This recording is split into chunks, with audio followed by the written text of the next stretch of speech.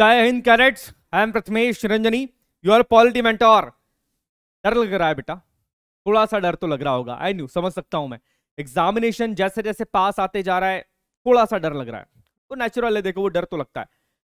But you are a warrior, तुम लोग एक योद्धा हो। और एक योद्धा क्या करता है, वो जंग लड़ता है। उस जंग का परिणाम क्या होने वाला है, क्या नहीं होगा, उसके बारे में अभी सोच के अपनी इस जंग से फोकस मत हटाओ। मतलब ये है कि अभी तुम जो पढ़ाई कर रहे हो उस पर फोकस दो, ना कि उसके रिजल्ट को सोच सोच के टेंशन लेने वाले हो कि क्या होगा रिजल्ट में, कैसा पेपर आएगा। डोंट वरी, अपना 100% दो। अरे जो भी रिजल्ट होगा वो देख लेंगे अपन, बट अभी जो है वो अपना 100% आपको देना है, ठीक है। आज इंटरेस्टिंग टॉपिक पढ़ने वाले, पार्लियामेंट के बारे में पढ़ेंगे। पार्लियामेंट का मतलब यूनियन लेजिस्लेचर भी पढ़ेंगे, जिसमें लोकसभा आएगी, राज्यसभा आएगी, और स्टेट लेजिस्लेचर के बारे में भी पढ़ेंगे। इसके अलावा स्पीकर के बारे में पढ़ना है, डिप्टी स्पीकर के बारे में पढ़ना है, पार्लियामेंट की प्रोसीडिंग्स के बारे में पढ़ना है। पढ़ना बहुत कुछ है, बट इंटरेस्टिंग तरीके से पढ़ेंगे।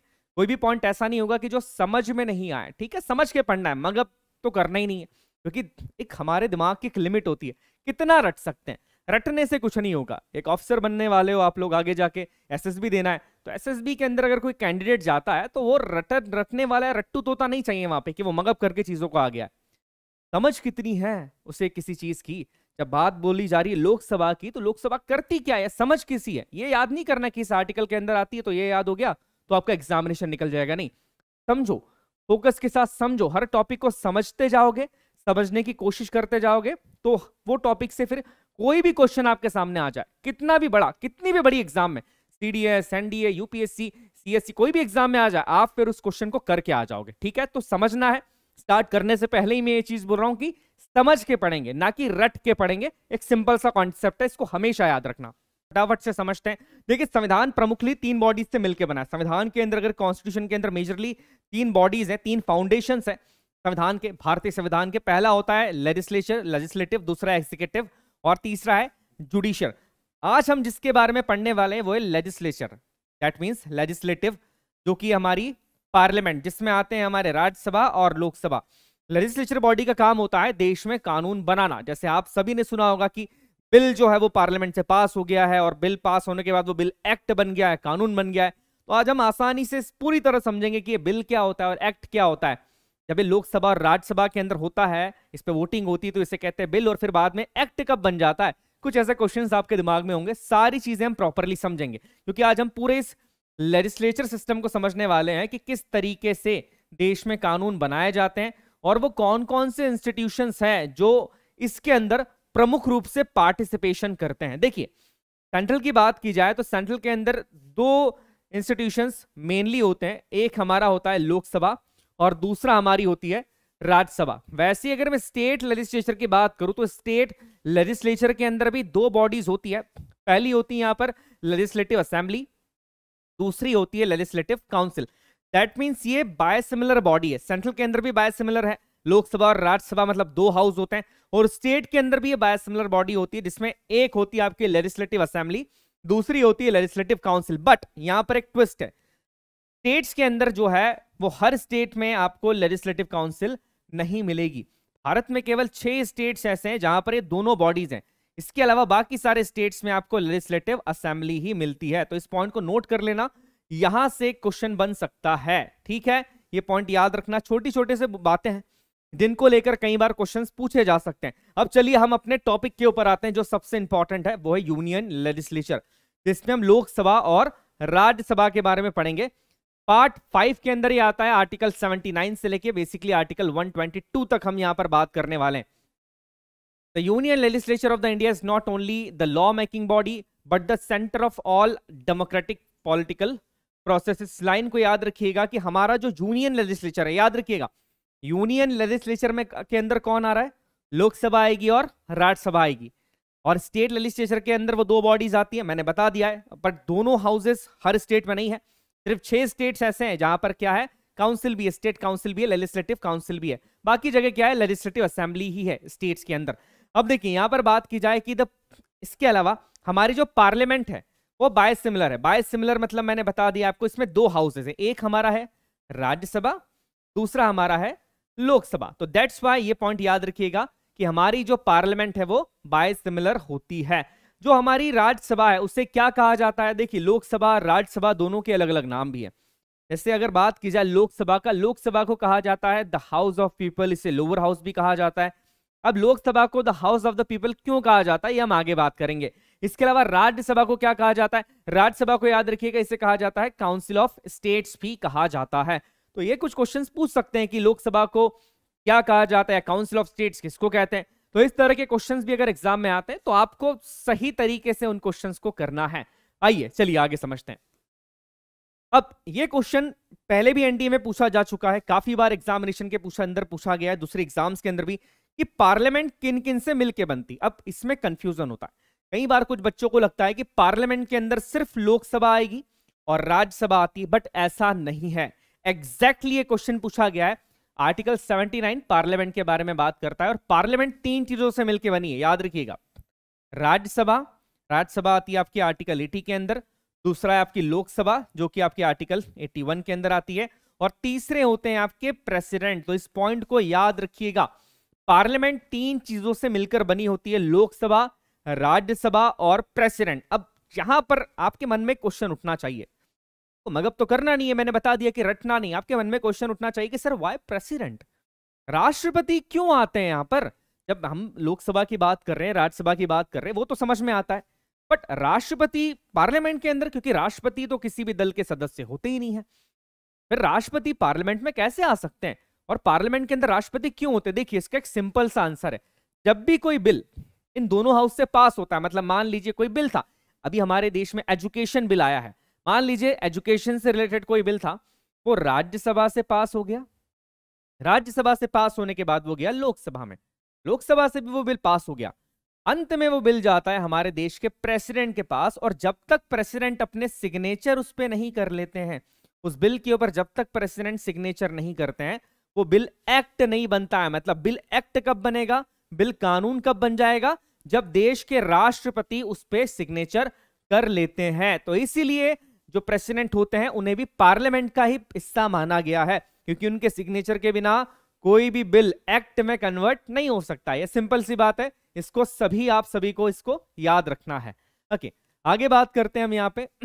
अब सबसे पहले बात की जाएगी लोकसभा की। लोकसभा की बात की जाए, लोकसभा हाउस ऑफ पीपल भी कहा जाता है। अब इसे हाउस ऑफ पीपल क्यों कहते हैं? देखिए, हाउस ऑफ पीपल इसलिए कहते हैं क्योंकि लोकसभा के जो इलेक्शंस होते हैं वो डायरेक्टली होते हैं। लोकसभा के अंदर जितने भी लोग बैठे हुए हैं, जिन्हें हम मेंबर ऑफ पार्लियामेंट के नाम से जानते हैं, देखिए एक पॉइंट याद रखिएगा, लोकसभा और राज्यसभा के सदस्यों को एमपी कहा जाता है। एमपी का क्या मतलब है? Member of parliament. देखो, पार्लियामेंट की हम बात कर रहे हैं ना, तो जो भी इसके मेंबर है उन्हें क्या कहा जाएगा? Member of parliament. और इन्हीं को इसलिए क्या कहा जाता है? Member of parliament. और स्टेट के अंदर जो लोग होते हैं, जो इलेक्ट होकर आते हैं, उन्हें क्या बोलते हैं? एमएलए। एमएलए का मतलब क्या होता है? मेंबर ऑफ लेजिस्लेटिव असेंबली, क्योंकि वहां पर वो लेजिस्लेटिव असेंबली के अंदर चूज होकर आते हैं। तो एमपी और एमएलए के अंदर डिफरेंस आपको समझ में आ गया होगा। एमपी जो है वो बड़े होते हैं, क्यों? क्योंकि वो सेंटर को रिप्रेजेंट कर रहे हैं, यूनियन के अंदर है। तो ये बात आपको ध्यान रखनी है, इसीलिए मैंने आपको बता दिया, क्योंकि इसमें भी कई बार कंफ्यूजन होता है। देखिए, आर्टिकल 81 बात करता है किसकी? लोकसभा की। इसे हाउस ऑफ पीपल भी कहा जाता है, लोअर हाउस भी कहा जाता है, और ये सबसे स्ट्रांग है। भले ही नाम इसका लोअर हाउस है, बट ये सबसे स्ट्रांग माना जाता है। क्यों माना जाता है स्ट्रांग? क्योंकि लोकसभा के पास कई मुद्दों में पावर भी ज्यादा है। दूसरी चीज, लोकसभा में जितने भी लोग इलेक्ट होके आ रहे हैं, जो भी इस लोकसभा के अंदर बैठेंगे, जो कानून बनाएंगे, बिल्स लेकर आएंगे, उन लोगों को आपने और मैंने चुना है डायरेक्टली वोट देके। तो ये पॉइंट याद रखिएगा। दैट्स व्हाई यहां पर लोकसभा एक इंपॉर्टेंट पार्ट बन जाता है, और लोकसभा ही सबसे पावरफुल हाउस है। भले ही उसको आप लोअर हाउस बोल दिया जाता है, बट वो सबसे पावरफुल है। क्यों है? Because we are living in a democratic nation. Democratic nation मतलब हम जिसे चाहेंगे वो व्यक्ति हमारे देश का सरकार में चुना जाएगा। अब वही चीज है कि हम जिन लोगों को डायरेक्टली वोट देते हैं, वही लोग लोकसभा में जाते हैं। और लोकसभा के अंदर जो मेजॉरिटी पार्टी होती है, मतलब जिस पार्टी की सीट सबसे ज्यादा होती है, वही देश का प्रधानमंत्री चुनती है, पीएम अपॉइंट कर देती है वो। ये पॉइंट याद रखना, पीएम इलेक्ट नहीं होते हैं, पीएम अपॉइंट किए जाते हैं। ऐसा नहीं होता कि प्राइम मिनिस्टर के लिए कोई व्यक्ति डायरेक्टली खड़े हो गया कि इनको अगर वोट देना है तो प्राइम मिनिस्टर के लिए वोट देना है, ऐसा नहीं होता। जो भी पार्टी मेजॉरिटी के अंदर होती है, मतलब जिस पार्टी के पास लोकसभा में सीट ज्यादा होती है, वही अपने में से किसी एक मेंबर को देश का प्रधानमंत्री बनाने के लिए आगे करती है। तो यहां पर इस छोटी सी बात को याद रखिएगा कि prime minister is not elected, he is appointed. हाँ, तो व्यक्ति प्राइम मिनिस्टर की पोस्ट के लिए आते हैं, उन्हें as the member of parliament तो इलेक्शन लड़ना ही पड़ता है, बट बाद में प्रधानमंत्री बनेगा कौन, उसके लिए कोई अलग से इलेक्शन नहीं हो रहा है। ठीक है, इस पॉइंट को याद रखिएगा।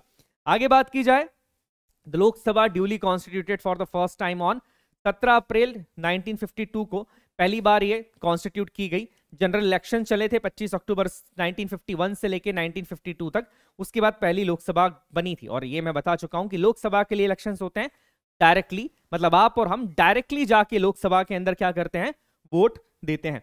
आगे हम बात करते हैं आगे कंपोजिशन ऑफ लोकसभा। लोकसभा का कंपोजिशन कितना है, मैक्सिमम स्ट्रेंथ कितनी है, कितने मेंबर ऑफ पार्लियामेंट लोकसभा के अंदर हो सकते हैं। याद रखिएगा लोकसभा का कंपोजिशन मैक्सिमम की यहां पर बात कर रहा हूं, मैक्सिमम याद रखिएगा, अभी की बात नहीं कर रहा हूं। मैक्सिमम 552 सीट्स लोकसभा की हो सकती है, जिसमें से 530 सीट्स यहां पर किसकी होती है, स्टेट्स की, 20 सीट्स होती हैं यहां पर यूटीज की, और 2 सीट्स एंग्लो इंडियंस के लिए यहां पर रिजर्व थी मैं इसलिए बोल रहा हूं बिकॉज 104th कॉन्स्टिट्यूशन अमेंडमेंट के थ्रू ये रिजर्वेशन अब हटा दिया गया है, बट स्टिल मैक्सिमम सीट्स कितनी यहां पर 552 ही है।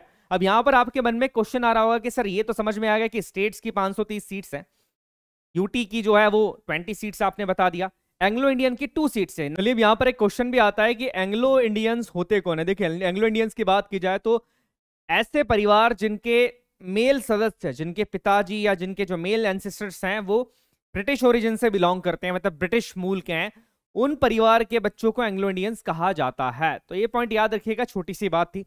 आगे हम यहां पर बात करते हैं कि अभी अगर कंपैरिजन की बात की जाए तो अभी लोकसभा के अंदर टोटल 543 सीट्स हैं।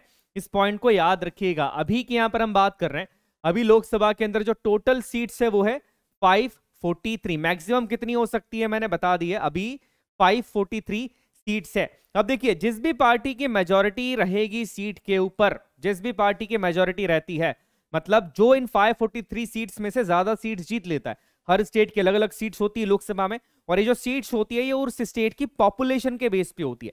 इस स्टेट का पॉपुलेशन ज्यादा है, लोकसभा में उसके पास सीट्स भी ज्यादा है। ये सिंपल सा एक लॉजिक आप हमेशा याद रखिएगा। तो यहां पर लोकसभा की सीट जिस भी तो पार्टी की या जो पार्टीज, 2 पार्टीज मिलकर कोलिजन करती है, जिन भी पार्टीज की सीट ज्यादा होती है उन वही अपने में से एक व्यक्ति को प्रधानमंत्री पद के लिए चुन लेती है और फिर उसे प्रधानमंत्री अपॉइंट कर दिया जाता है। तो इस छोटी सी बात है, इसे याद रखिएगा। आगे बात की जाए कि इलेक्शन लोकसभा के कैसे होते हैं, ये इंपॉर्टेंट चीज है। इलेक्शन होते हैं लोकसभा के डायरेक्टली, मतलब हम और आप डायरेक्टली जाते हैं और डायरेक्टली अपना वोट देकर आते हैं, ईवीएम मशीन के थ्रू हम वोट देते हैं। और इससे भी याद रखिएगा कि लोकसभा के इलेक्शंस देश में एक ट्रू डेमोक्रेसी को रिप्रेजेंट करते हैं, क्योंकि लोकसभा के लोग ही वही होते हैं जो कि देश की सरकार बनाएंगे, पॉलिसी मेकिंग करेंगे, सारी चीजों पे वही ध्यान देते हैं।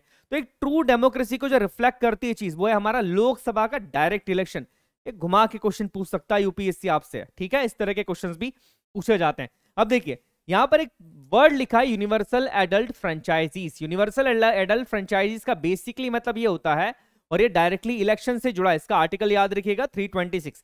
इसका मतलब ये होता है कि 18 साल से ज्यादा क्या या 18 साल की उम्र का कोई भी व्यक्ति चुनाव में पार्टिसिपेट कर सकता है और वोट दे सकता है। मतलब वोट देने का अधिकार उस व्यक्ति को मिल जाता है, वो किस कास्ट का है, किस धर्म का है, किस रिलीजन का है, कोई फर्क नहीं पड़ता है। अगर आप 18 साल या 18 साल की उम्र से ज्यादा है, बेसिकली ज्यादा है, तो आपको वोट देने का अधिकार यहां पर दे दिया जाता है। इसी को कहा जाता है यूनिवर्सल एडल्ट फ्रेंचाइजी। अब एक अमेंडमेंट आया था, काफी इंपॉर्टेंट अमेंडमेंट है, याद रखिएगा, 61st कॉन्स्टिट्यूशन अमेंडमेंट एक्ट, 61वां संवैधानिक संशोधन। 61st कॉन्स्टिट्यूशन अमेंडमेंट एक्ट के थ्रू यहां पर जो उम्र थी वोट देने की, वो 21 साल से कम करके 18 साल कर दी गई थी। इंपॉर्टेंट अमेंडमेंट है, हालांकि अमेंडमेंट का एक अलग से लेक्चर में लूंगा आपका, बट स्टिल इस पॉइंट को भी याद रखिएगा कि जो यूनिवर्सल एडल्ट फ्रेंचाइजी या जब वोट देने की बात की जाती है तो वहां पर ये वाला अमेंडमेंट आपके लिए काफी इंपॉर्टेंट हो जाता है। आगे बात करते हैं, अब क्या रिजर्वेशन है लोकसभा के अंदर सीट्स के अंदर? हाँ है, रिजर्वेशन लोकसभा के अंदर है, राज्यसभा के अंदर नहीं है। रिजर्वेशन ऑफ सीट्स लोकसभा के अंदर एसटी और एससी के लिए, दैट मींस शेड्यूल्ड ट्राइब और शेड्यूल्ड कास्ट के लिए। शेड्यूल्ड कास्ट के लिए टोटल 84 सीट्स रिजर्व है और शेड्यूल्ड ट्राइब्स के लिए 47 सीट्स रिजर्व है। और किस आर्टिकल के अंदर ये आते हैं? ये आता है आर्टिकल 330 के अंदर। तो ये छोटी छोटी बातें बेटा याद रखिएगा, ये स्लाइड इंपॉर्टेंट है, इस तरह से क्वेश्चन पूछते हैं कि कितनी टोटल सीट्स रिजर्व है, टोटल भी याद रखना, ठीक है, वहां पर फिर काउंट करना पड़ेगा, नहीं तो टोटल काउंट कर लेना, बताना टोटल कितनी सीट्स है कमेंट के अंदर। ओके, आगे बात करते हैं। अब यहां पर मैं आपको बता चुका हूं कि हमारे यहां पर जो हाउस है वो कैसा है, बायसिमिलर है। मतलब बायसिमिलर का मतलब दो हाउसेस हैं, एक राज्यसभा है, एक लोकसभा है। सेंट्रल की मैं बात कर रहा हूं, यूनियन लेजिस्लेचर के अंदर। टोटल मैक्सिमम सीट्स 552, अभी करंट कितनी 543। कितने साल के लिए, 5 ईयर्स के लिए, 5 साल के लिए। अब ये समझ में आया कि मतलब एक बार अगर चुनाव होता है तो लोकसभा के अंदर जो पार्टी है जो सरकार चलाती है वो सरकार कितने साल तक बनी रहती है, 5 साल तक बनी रहती है। हाँ, अगर नो कॉन्फिडेंस मोशन प्रेजेंट नहीं किया, सरकार ने मेजोरिटी नहीं खोदी, मतलब अगर सब कुछ ठीक चलता रहा तो मैक्सिमम 5 साल तक वो सरकार रहती है। इमरजेंसी के टाइम पे कार्यकाल एक साल के लिए बढ़ाया जा सकता है। क्यों बढ़ाया जा सकता है वो अभी नहीं बताऊंगा, वो इमरजेंसी का जब लेक्चर आएगा ना तब पढ़ेंगे, फिर भी याद रखिएगा, छोटी सी बात थी इसलिए मैंने बता दिया। अब देखो 5 साल तक जो है वो अगर सरकार सही तरीके से चलती रही तो जो मैक्सिमम पीरियड हो सकता है लोकसभा का वो 5 साल हो सकता है। अब इसका मतलब ये हर 5 साल में इलेक्शन होते, यही तो एक ट्रू डेमोक्रेसी की पहचान है।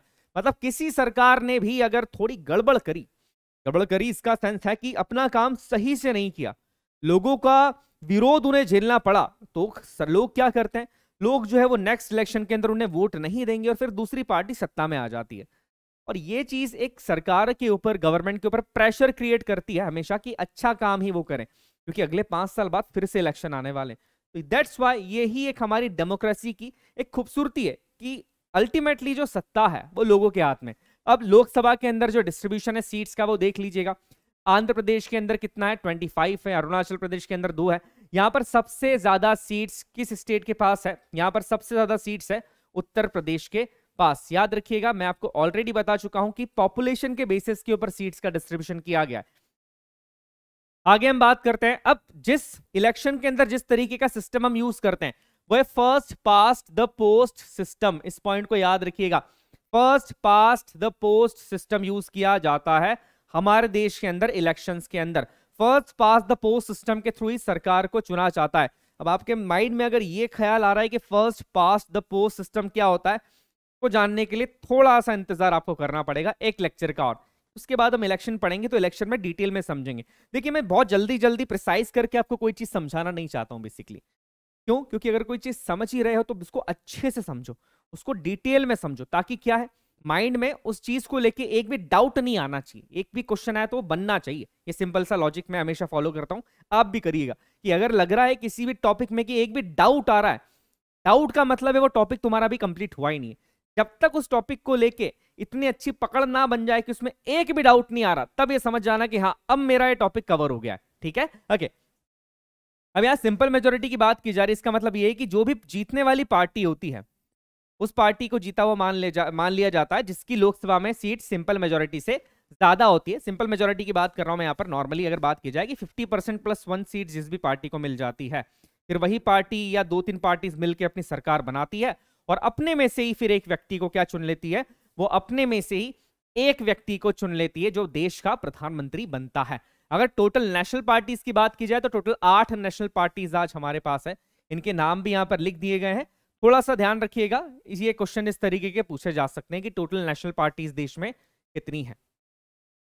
आगे हम बात करते हैं कि how the PM is appointed. PM कैसे अपॉइंट किया जाता है? जो भी पार्टी मेजॉरिटी के अंदर है, मान लीजिए लोकसभा में 100 सीट्स है, 60 सीट्स के ऊपर एक पार्टी के पास 60 सीट्स है, एक पार्टी के पास 40 सीट्स है। अब ये 60 सीट्स के अंदर हो सकता है कि 2-3 पार्टीज ने मिलके आपस में मिल गई हो और एक कॉलेजन गवर्नमेंट बनाई है, मिलीजुली सरकार बनाई है। टोटल सीट 60 है। अब ये 60 लोग, मतलब ये 60 एमपीज, मेंबर ऑफ पार्लियामेंट, अपने से ही अपने में से एक लीडर को चुन लेंगे, एक व्यक्ति को चुन लेंगे और उस व्यक्ति को देश का प्रधानमंत्री अपॉइंट कर दिया जाता है। जैसे अगर बात की जाए कि हमारे पहले प्रधानमंत्री, दूसरे प्रधानमंत्री, अगर दोनों दो कार्यकाल देखोगे तो कौन है? जवाहरलाल नेहरू जी। उसके बाद जवाहरलाल नेहरू जी भी थे, फिर लाल बहादुर शास्त्री जी भी आए थे। फिर बड़ी दुखद दुर्घटना थी कि इस टाइम पे दोनों ही देश के प्रधानमंत्रियों को हमने खो दिया था। फिर इंदिरा गांधी जी आई थी। तो ये पॉइंट याद रखिएगा। और इसके बाद अगर हम अभी याद करें तो हमारे जो 17 देश के प्रधानमंत्री हैं वो है नरेंद्र मोदी जी। तो एक लिस्ट भी मैंने आपको दे दी है ताकि कंफ्यूजन आपको ना हो, किसी भी तरीके का कंफ्यूजन नहीं होना चाहिए। ओके, अब यहां पर आता है एक important point, council of ministers. अगर आपको ये लगता है कि जितने भी मेंबर्स लोकसभा के अंदर होते हैं वो सारे के सारे मिलके, सबके पास ये पावर होता है कि पॉलिसी बना दी जाए, सबके पास ये पावर होता है कि हम ही अपने हिसाब से देश को चलाएंगे, तो ऐसा नहीं होता है। सबसे स्ट्रांग होती है ये काउंसिल ऑफ मिनिस्टर्स। याद रखिएगा इस पॉइंट को। देश में जितनी भी पॉलिसीज बनाई जा रही हैं, जो बिल्स आ रहे हैं, जितनी भी चीजें डिसीजंस लिए जा रहे हैं, मैक्सिमम की बात कर रहा हूं मैं, 99% जो लिए जाते हैं वो इनके थ्रू ही लिए जाते हैं। हाँ, अपोजिशन वाले बिल प्रेजेंट तो कर देते हैं बट वो बिल पास नहीं हो पाता है। वो थोड़ी सी डिटेल में है, हम आगे जानेंगे उसके बारे में। इस पॉइंट को याद रखिएगा कि जितनी भी पॉलिसीज बनाई जा रही है, जितनी भी चीजें देश के लिए की जा रही है, डिफेंस से रिलेटेड, एजुकेशन से रिलेटेड जो बिल्स प्रेजेंट किए जा रहे हैं, मेजरली जो प्रेजेंट करते हैं, जो पावर आता है वो किसके पास होता है? वो काउंसिल ऑफ मिनिस्टर के पास होता है। और इस काउंसिल ऑफ मिनिस्टर के हेड होते हैं देश के प्रधानमंत्री, देश के पीएम। इस पॉइंट को नोट कर लीजिएगा। The head of the council of minister is prime minister. देश के प्रधानमंत्री काउंसिल ऑफ मिनिस्टर्स के हेड होते हैं। अब ये काउंसिल ऑफ मिनिस्टर्स इतनी इंपॉर्टेंट क्यों है? इसका भी एक रीजन है। देखिए, इस काउंसिल ऑफ मिनिस्टर में 3 तरह के मंत्री होते हैं। सबसे बड़े मंत्री जो सबसे इंपॉर्टेंट पद रखते हैं देश के अंदर, वो है कैबिनेट मिनिस्टर्स। कैबिनेट मिनिस्टर्स की बात की जाए, जैसे डिफेंस मिनिस्टर, फाइनेंस मिनिस्टर यहां पर हो गए, इसके बाद टेलीकम्युनिकेशन मिनिस्टर हो गए। मतलब जितनी भी बड़ी बड़ी पोस्ट हैं, एक पूरा का पूरा डिपार्टमेंट जिनको दे के रखा है, वो मिनिस्टर्स होते हैं कैबिनेट मिनिस्टर्स। ये कैबिनेट मिनिस्टर सबसे मेजर रोल प्ले करते हैं देश की पॉलिसीज बनाने में। बट याद रखिएगा, ये किसके अंडर काम कर रहे हैं? पीएम के अंडर काम कर रहे हैं। तो ये बात याद रखिएगा कि पूरे काउंसिल ऑफ मिनिस्टर के जो हेड हैं वो भी देश के प्रधानमंत्री हैं। उसके बाद जो दूसरे नंबर पे आते हैं वो है minister of states. Minister of states को भी डिपार्टमेंट्स दिए जाते हैं, बट ये जो डिपार्टमेंट्स होते हैं वो कई बार जो है वो स्वतंत्र प्रभार भी दे दिया जाता है, कई बार वो अटैच डिपार्टमेंट्स होते हैं। इसके बाद आते हैं हमारे डिप्टी मिनिस्टर्स, जो इन दोनों मिनिस्टर्स की हेल्प करते हैं, अब उनके काम को कंप्लीट करने में, प्रोजेक्ट्स के अंदर इनकी हेल्प करते हैं। ये एक मैंने शॉर्ट के अंदर आपको इसका बताया कि बेसिकली काउंसिल ऑफ मिनिस्टर्स होती क्या है। तो ये पॉइंट याद रखिएगा कि काउंसिल ऑफ मिनिस्टर्स ही सबसे इंपॉर्टेंट होती है। देश में जितनी भी पॉलिसीज बनाई जा रही है, देश के अंदर जितनी भी चीजें बनाई जा रही है, जो ड्राफ्ट बिल सारी चीजें आ रही है, कहीं ना कहीं वो काउंसिल ऑफ मिनिस्टर के थ्रू ही आती है। तो ये पॉइंट आपको याद रखना है। और उसमें 3 तरह के मिनिस्टर्स होते हैं। कैबिनेट मिनिस्टर सबसे स्ट्रांग होते हैं, उसके बाद मिनिस्टर ऑफ स्टेट्स होते हैं, है ना, इसके बाद डिप्टी मिनिस्टर्स होते हैं। मिनिस्टर ऑफ स्टेट्स के अंदर इंडिपेंडेंट मिनिस्टर्स भी होते हैं हालांकि, बट हम अभी जो बात करने वाले, हम यहाँ पर मेजरली जो मिनिस्टर्स रिस्पॉन्सिबल होते हैं वो यहाँ पर होते हैं कैबिनेट मिनिस्टर्स। अब ये देख लीजिएगा, ये हमारे देश की काउंसिल ऑफ मिनिस्टर के नाम है। ये कैबिनेट मिनिस्ट्री है। जैसे minister of defence Rajnath Singh ji है, minister of external affairs Subrahmanyam Jaishankar ji हैं। इसके अलावा बात की जाए कि minister of home affairs, that means हमारे होम मिनिस्टर है अमित शाह जी। तो ये सारे मिनिस्टर्स यहाँ पर हैं। मैंने यहाँ पर डिप्टी मिनिस्टर्स भी डाले हैं, तो आप प्रॉपरली यहाँ पर चाहें तो देख सकते हैं। अब देखिए, इससे रिलेटेड, काउंसिल ऑफ मिनिस्टर्स से रिलेटेड 2 आर्टिकल्स काफी ज्यादा इंपॉर्टेंट है। पहला यहां पर है आर्टिकल 74, बहुत इंपॉर्टेंट आर्टिकल है आर्टिकल 74। आर्टिकल 74 ये कहता है कि there shall be a council of ministers, की भैया एक काउंसिल ऑफ मिनिस्टर्स होगी। हाँ, ये चीज तो ठीक है, with the prime minister at the head. याद रखिएगा, साफ साफ लिखा है कि प्राइम मिनिस्टर जो देश के होंगे वो उसके हेड होंगे। To aid and advise the president who shall in the exercise of his functions act in accordance with the such advice. और ये भी लिख दिया गया है कि जो काउंसिल ऑफ मिनिस्टर जिसके हेड प्राइम मिनिस्टर होंगे, उन्हीं की एड और एडवाइस के ऊपर देश के जो राष्ट्रपति हैं वो एक्ट करेंगे, वो काम करेंगे। तो 74 आर्टिकल बड़ा इंपॉर्टेंट हो जाता है। वो काउंसिल ऑफ मिनिस्टर्स को इतना पावर दे देता है कि आर्टिकल 74 ये कहता है कि जो देश के राष्ट्रपति हैं, जो देश के प्रेसिडेंट हैं, वो काउंसिल ऑफ मिनिस्टर की एड एंड एडवाइस पे ही काम करेंगे। अभी तो ये कहा जाता है कि देश में जो रियल हेड है वो है देश के प्रधानमंत्री, और जो नॉमिनल हेड है वो कौन होते हैं? वो देश के राष्ट्रपति होते हैं। दैट्स व्हाई पॉइंट्स काफी इंपॉर्टेंट हो जाते हैं। इसके बाद एक बहुत महत्वपूर्ण आर्टिकल आता है, वो है आर्टिकल 75। आर्टिकल 75 ये कहता है कि the prime minister shall be appointed by the president. अब ये क्वेश्चन बनता है कि प्राइम मिनिस्टर को कौन अपॉइंट करता है? I have already told you, prime minister is not elected, he is appointed. इन्हें अपॉइंट कौन करते हैं? प्राइम मिनिस्टर को अपॉइंट करते हैं देश के राष्ट्रपति। और आगे और चीजें, and the oath and the other ministers shall be appointed by the president on the advice of the prime minister। और जो दूसरे मिनिस्टर्स हैं, जैसे कि डिफेंस मिनिस्टर हमारे कह लीजिए, फाइनेंस मिनिस्टर की बात कर रहे हैं, ये सारे मिनिस्टर्स को भी अपॉइंट प्रेसिडेंट ही करते हैं। बट किसकी एडवाइस पे? वो एडवाइस देते हैं हमारे देश के प्रधानमंत्री। मतलब प्रधानमंत्री ने जिसको कह दिया कि इन्हें ये पद देना है तो प्रेसिडेंट उन्हें अपॉइंट कर देंगे उस पद पे। प्रेसिडेंट मर्जी से नहीं अपॉइंट कर सकते कि चलो मैं इसको डिफेंस मिनिस्टर बना देता हूं, तो फाइनेंस मिनिस्टर बना देता हूं, या इसका होम मिनिस्टर बना देता हूं। ये चीज नहीं होता है। यहां पर एक एडवाइस के ऊपर और एड के ऊपर काम करना होता है। और वो एड एंड एडवाइस कौन दे रहे हैं? बेसिकली कौन एडवाइस देता है? वो देते हैं देश के प्रधानमंत्री। आगे बात की जाए, the council of minister shall be collectively responsible to the house of the people. ये याद रखिएगा, बहुत सारे एग्जामिनेशन के अंदर पूछा गया है कि जो काउंसिल ऑफ मिनिस्टर्स है, अभी हमने देखा है कि काउंसिल ऑफ मिनिस्टर्स में कौन कौन होते हैं, वो कलेक्टिवली किसके लिए रिस्पॉन्सिबल है? तो जो काउंसिल ऑफ मिनिस्टर्स होते हैं they are collectively responsible to the Lok Sabha. Collectively मतलब एक साथ, ये इनके जो डिसीजन होते हैं वो एक साथ लिए जाते हैं। पॉइंट याद रखिएगा, सहमति से लिए जाते हैं। तो that's why council of ministers जो है वो किसके लिए रिस्पॉन्सिबल होते हैं? लोकसभा के लिए। कलेक्टिव वर्ड काफी इंपॉर्टेंट इसमें, ठीक है। कलेक्टिवली रिस्पॉन्सिबल, एक साथ रिस्पॉन्सिबल होते हैं लोकसभा के लिए। इस पॉइंट को याद रखिएगा। इसका एक बहुत गहरा मीनिंग भी है, पर आज हम उसको डिस्कस नहीं करेंगे, किसी नेक्स्ट लेक्चर के अंदर मैं आपको बताऊंगा। बहुत गहरा मीनिंग है इस चीज का। चलिए नेक्स्ट आगे बात करते हैं।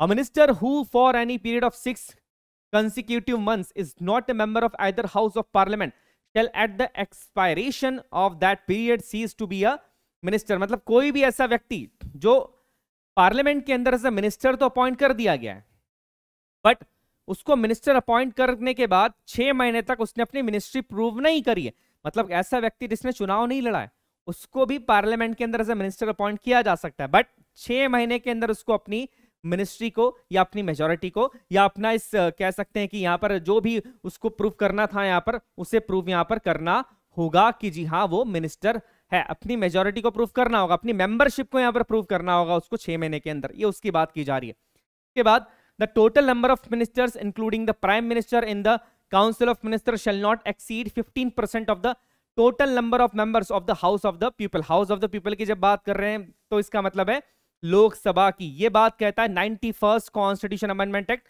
2003। देखिए यहां पर क्या कहा जा रहा है, यहां पर ये कह रहे हैं बेसिकली कि जो काउंसिल ऑफ मिनिस्टर्स होती है, हमने देखा 3 तरह के मिनिस्टर्स होते हैं, उसमें काफी सारे मेंबर्स होते हैं, बट इन सारे मेंबर्स का नंबर लोकसभा की स्ट्रेंथ का 15% से ज्यादा नहीं हो सकता है। ये इसकी बात कर रहे हैं। सिंपल सी बात है, याद रखिएगा किस अमेंडमेंट के थ्रू ये चीज जोड़ी गई थी वो भी याद रखिएगा। अमेंडमेंट यहां पर था 91st constitution amendment act 2003। Okay, आगे बात करते हैं लोकसभा कोरम। कोरम का क्या मतलब होता है?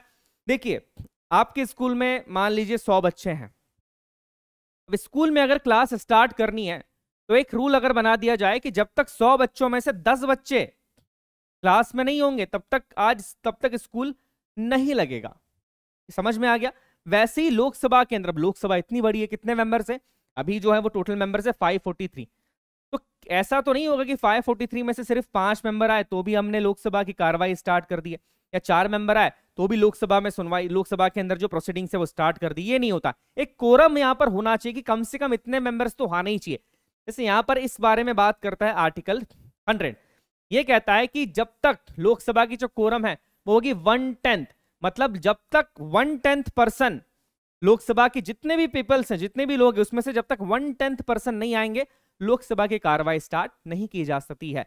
तो इसी को कहा जाता है कोरम। आर्टिकल याद रखिएगा, आर्टिकल है आर्टिकल हमारा 100। आगे बात करते हैं speaker of Lok Sabha. Her house का एक प्रिसाइडिंग ऑफिसर होता है। प्रिसाइडिंग ऑफिसर का मतलब ये होता है कि उस हाउस के अंदर रूल्स एंड रेगुलेशंस के साथ हाउस को मेंटेन करना, हाउस के डेकोरम को मेंटेन करना, हाउस की डिग्निटी को मेंटेन करना, ये देखना कि लोकसभा सही तरीके से चल रही है कि नहीं चल रही है, रूल्स के अकॉर्डिंग चल रही है कि नहीं चल रही है, या कैसे भी चल रही है लोकसभा। और अगर कोई मेंबर कुछ गलती करता है, रूल्स के अकॉर्डिंग नहीं चलता है, तो उन्हें सजा भी देना, जैसे सस्पेंड कर देना, बाहर निकाल देना। एक डेकोरम मेंटेन करके चलना, ये काम होता है दोनों हाउसेस के प्रिसाइडिंग ऑफिसर्स का। अब लोकसभा के अंदर जो प्रिसाइडिंग ऑफिसर होते हैं वो होते हैं स्पीकर, लोकसभा स्पीकर। और राज्यसभा के अंदर जो प्रिसाइडिंग ऑफिसर होते हैं यहाँ पर उन्हें कहा जाता है हमारे चेयरमैन। अब राज्यसभा के चेयरमैन कौन होते हैं आप सभी को पता होगा, जिनको नहीं पता है उन्हें बता दूं। राज्यसभा के जो चेयरमैन होते हैं वो हमारे देश के उपराष्ट्रपति होते हैं, मतलब वाइस प्रेसिडेंट होते हैं। इस पॉइंट को याद रखिएगा। चलिए पहले हम ये समझ लेते हैं। अब वैसे ही जो प्रिसाइडिंग ऑफिसर होते हैं लोकसभा के, जिनका क्या काम होता है, लोकसभा में डेकोरम मेंटेन करना और डे टू डे जो हियरिंग्स या कह सकते हैं कि डे टू डे जो प्रोसीडिंग्स लोकसभा के अंदर चल रही है उसमें किसी भी तरीके का विघ्न उत्पन्न ना हो, चीजें ठीक तरीके से चले, स्मूथली चले, इसका ध्यान रखना और कानून के मुताबिक भी चले। जो रूल्स है लोकसभा की जो रूल बुक है उसके अकॉर्डिंग काम हो रहा है नहीं हो रहा है ये वो देखते हैं। अब देखिए आर्टिकल 93 यहां पर बात करता है इलेक्शंस की, लोकसभा के स्पीकर और डिप्टी स्पीकर दोनों के इलेक्शन की। याद रखिएगा आर्टिकल 93 के अंदर लोकसभा के स्पीकर और डिप्टी स्पीकर के बारे में बता के रखा है। इसके बाद the speaker is the constitutional air ceremonial head of the house, मतलब संविधान के अंदर स्पीकर का पद डिफाइंड है और ये एक सेरेमोनियल हेड होता है हाउस का। हाउस कौन सा है, मतलब ये लोकसभा के होते हैं, इसे याद रखिएगा। इसके बाद the speaker along with the deputy speaker is elected from among the Lok Sabha members by a simple majority of members present and voting in the house। इसका मतलब यह है कि स्पीकर भी इलेक्ट होते हैं, ऐसा नहीं कि इलेक्ट होते हैं, मतलब लोकसभा के अंदर लोग अपने में से ही, मेंबर्स अपने में से एक व्यक्ति को स्पीकर भी चुन लेते हैं और एक व्यक्ति को डिप्टी स्पीकर भी चुन लेते हैं। इनका जो चुनाव होता है वो किस मेजोरिटी से पास होना चाहिए, सिंपल मेजोरिटी से। सिंपल मेजोरिटी मतलब total members present and voting. नहीं आया समझ में सिंपल मेजोरिटी, चलो बता देता हूं क्या होता है। ओके देखिए मान लीजिए लोकसभा के अंदर टोटल मेंबर्स है 100, ठीक है। अब जिस समय पर लोकसभा के स्पीकर की वोटिंग चल रही थी उस समय पर कितने लोग आए, 80 लोग ही आए। यहां पर क्या करा, 41 ने एक व्यक्ति को वोट दिया और 40 और जो बाकी बचे हुए थे 39 उन्होंने उनको वोट नहीं दिया। तो यहां पर वो व्यक्ति जो है वो लोकसभा के स्पीकर बन जाएंगे, मतलब एक ने यस में वोट दे दिया मान लीजिए और एक ने नो में वोट दिया, तो वो जो व्यक्ति है वो लोकसभा के स्पीकर बन जाएंगे। कैसे, क्योंकि सिंपल मेजोरिटी का मतलब होता है total member present and voting, कितने मेंबर्स आए हैं और उनके जो वोट करा है उसका 50% प्लस 1। मतलब यहां पर उससे मतलब नहीं होता है कि टोटल मेंबर्स कितने थे, टोटल मेंबर से मतलब नहीं है, टोटल मेंबर्स में से कितने मेंबर्स आए थे, प्रेजेंट थे और कितने ने वोट करा है उसका 50% प्लस 1, इसे कहा जाता है सिंपल मेजोरिटी। तो याद रखिएगा लोकसभा के स्पीकर का जो चुनाव होता है वो सिंपल मेजोरिटी से होता है, पॉइंट को याद रखिएगा। आगे हम बात करते हैं यहां पर लोकसभा के सबसे पहले स्पीकर लोकसभा के कौन थे, ये थे हमारे देवी मावलंकर जी। और अभी जो लोकसभा के स्पीकर हैं 17वीं लोकसभा के स्पीकर हैं वो है ओम बिरला जी। के अलावा बात की जाए कि the speaker holds office for 5 year, 5 साल तक स्पीकर भी ऑफिस को होल्ड करता है और ये री एलिजिबल होते हैं, मतलब वापस से स्पीकर बन सकते हैं कि एक व्यक्ति कोई 5 साल के लिए स्पीकर बन गया, वापस से इलेक्शन हुआ, वापस से वही पार्टी आई और वापस से वही पार्टी चाहती है कि सेम व्यक्ति स्पीकर बने तो वो बन सकता है, इसमें कोई भी परेशानी या मनाही नहीं है। Whenever the Lok Sabha is dissolved, the speaker does not vacate his office। ये पॉइंट बड़ा इंपॉर्टेंट है। लोकसभा डिसॉल्व होगी, 5 साल हो गए लोकसभा डिसॉल्व होगी, इसका मतलब ये नहीं कि स्पीकर अपना ऑफिस खाली कर देगा, नहीं ये नहीं होता। बाकी लोग चले जाते हैं ऑफिस से, मतलब बाकी लोग अपना पद छोड़ देते हैं, बट स्पीकर अपना पद तब तक नहीं छोड़ता है जब तक कि न्यूली इलेक्टेड लोकसभा का कोई स्पीकर ना आ जाए, न्यूली इलेक्टेड लोकसभा जब तक मिल नहीं जाती है। जब न्यूली इलेक्टेड लोकसभा बन जाती है उनकी मीटिंग होने वाली रहती है, फिर पहली मीटिंग के अंदर प्रोटेम स्पीकर आ जाते हैं हालांकि, बट उस पहली मीटिंग से पहले तक वो इस पोस्ट को होल्ड करते हैं। ये इंपॉर्टेंट पॉइंट है, याद रखिएगा। अब आगे यहां पर है कि पावर क्या क्या होते हैं स्पीकर के पास। देखिए पहला सबसे इंपॉर्टेंट पावर है he she preside over joint sitting of the 2 house of the parliament. ये जॉइंट सिटिंग को प्रिसाइड करते हैं, जॉइंट सिटिंग के बारे में हम पढ़ेंगे। जॉइंट सिटिंग का क्या मतलब होता है कि लोकसभा और राज्यसभा जब दोनों के सदस्य आपस में मिलते हैं, जब किसी एक बिल के ऊपर सहमति नहीं बनती है, कुछ कंडीशंस होती है, उस कंडीशन के अंदर जॉइंटली इन्हें बुलाया जाता है कि चलो आओ अब दोनों हाउस एक साथ आ जाओ, लोकसभा के लोग भी आ जाओ, राज्यसभा के लोग भी आ जाओ और फिर उसके बाद वोटिंग होती है। तो यहां पर उस सिटिंग को कहा जाता है जॉइंट सिटिंग। अब जॉइंट सिटिंग को प्रिसाइड कौन करे, हेड कौन करे, क्योंकि लोकसभा भी है वहां पर, राज्यसभा भी है, क्या राज्यसभा के चेयरमैन उसके हेड होंगे या लोकसभा के चेयरमैन, लोकसभा के स्पीकर उस मीटिंग को हेड करेंगे।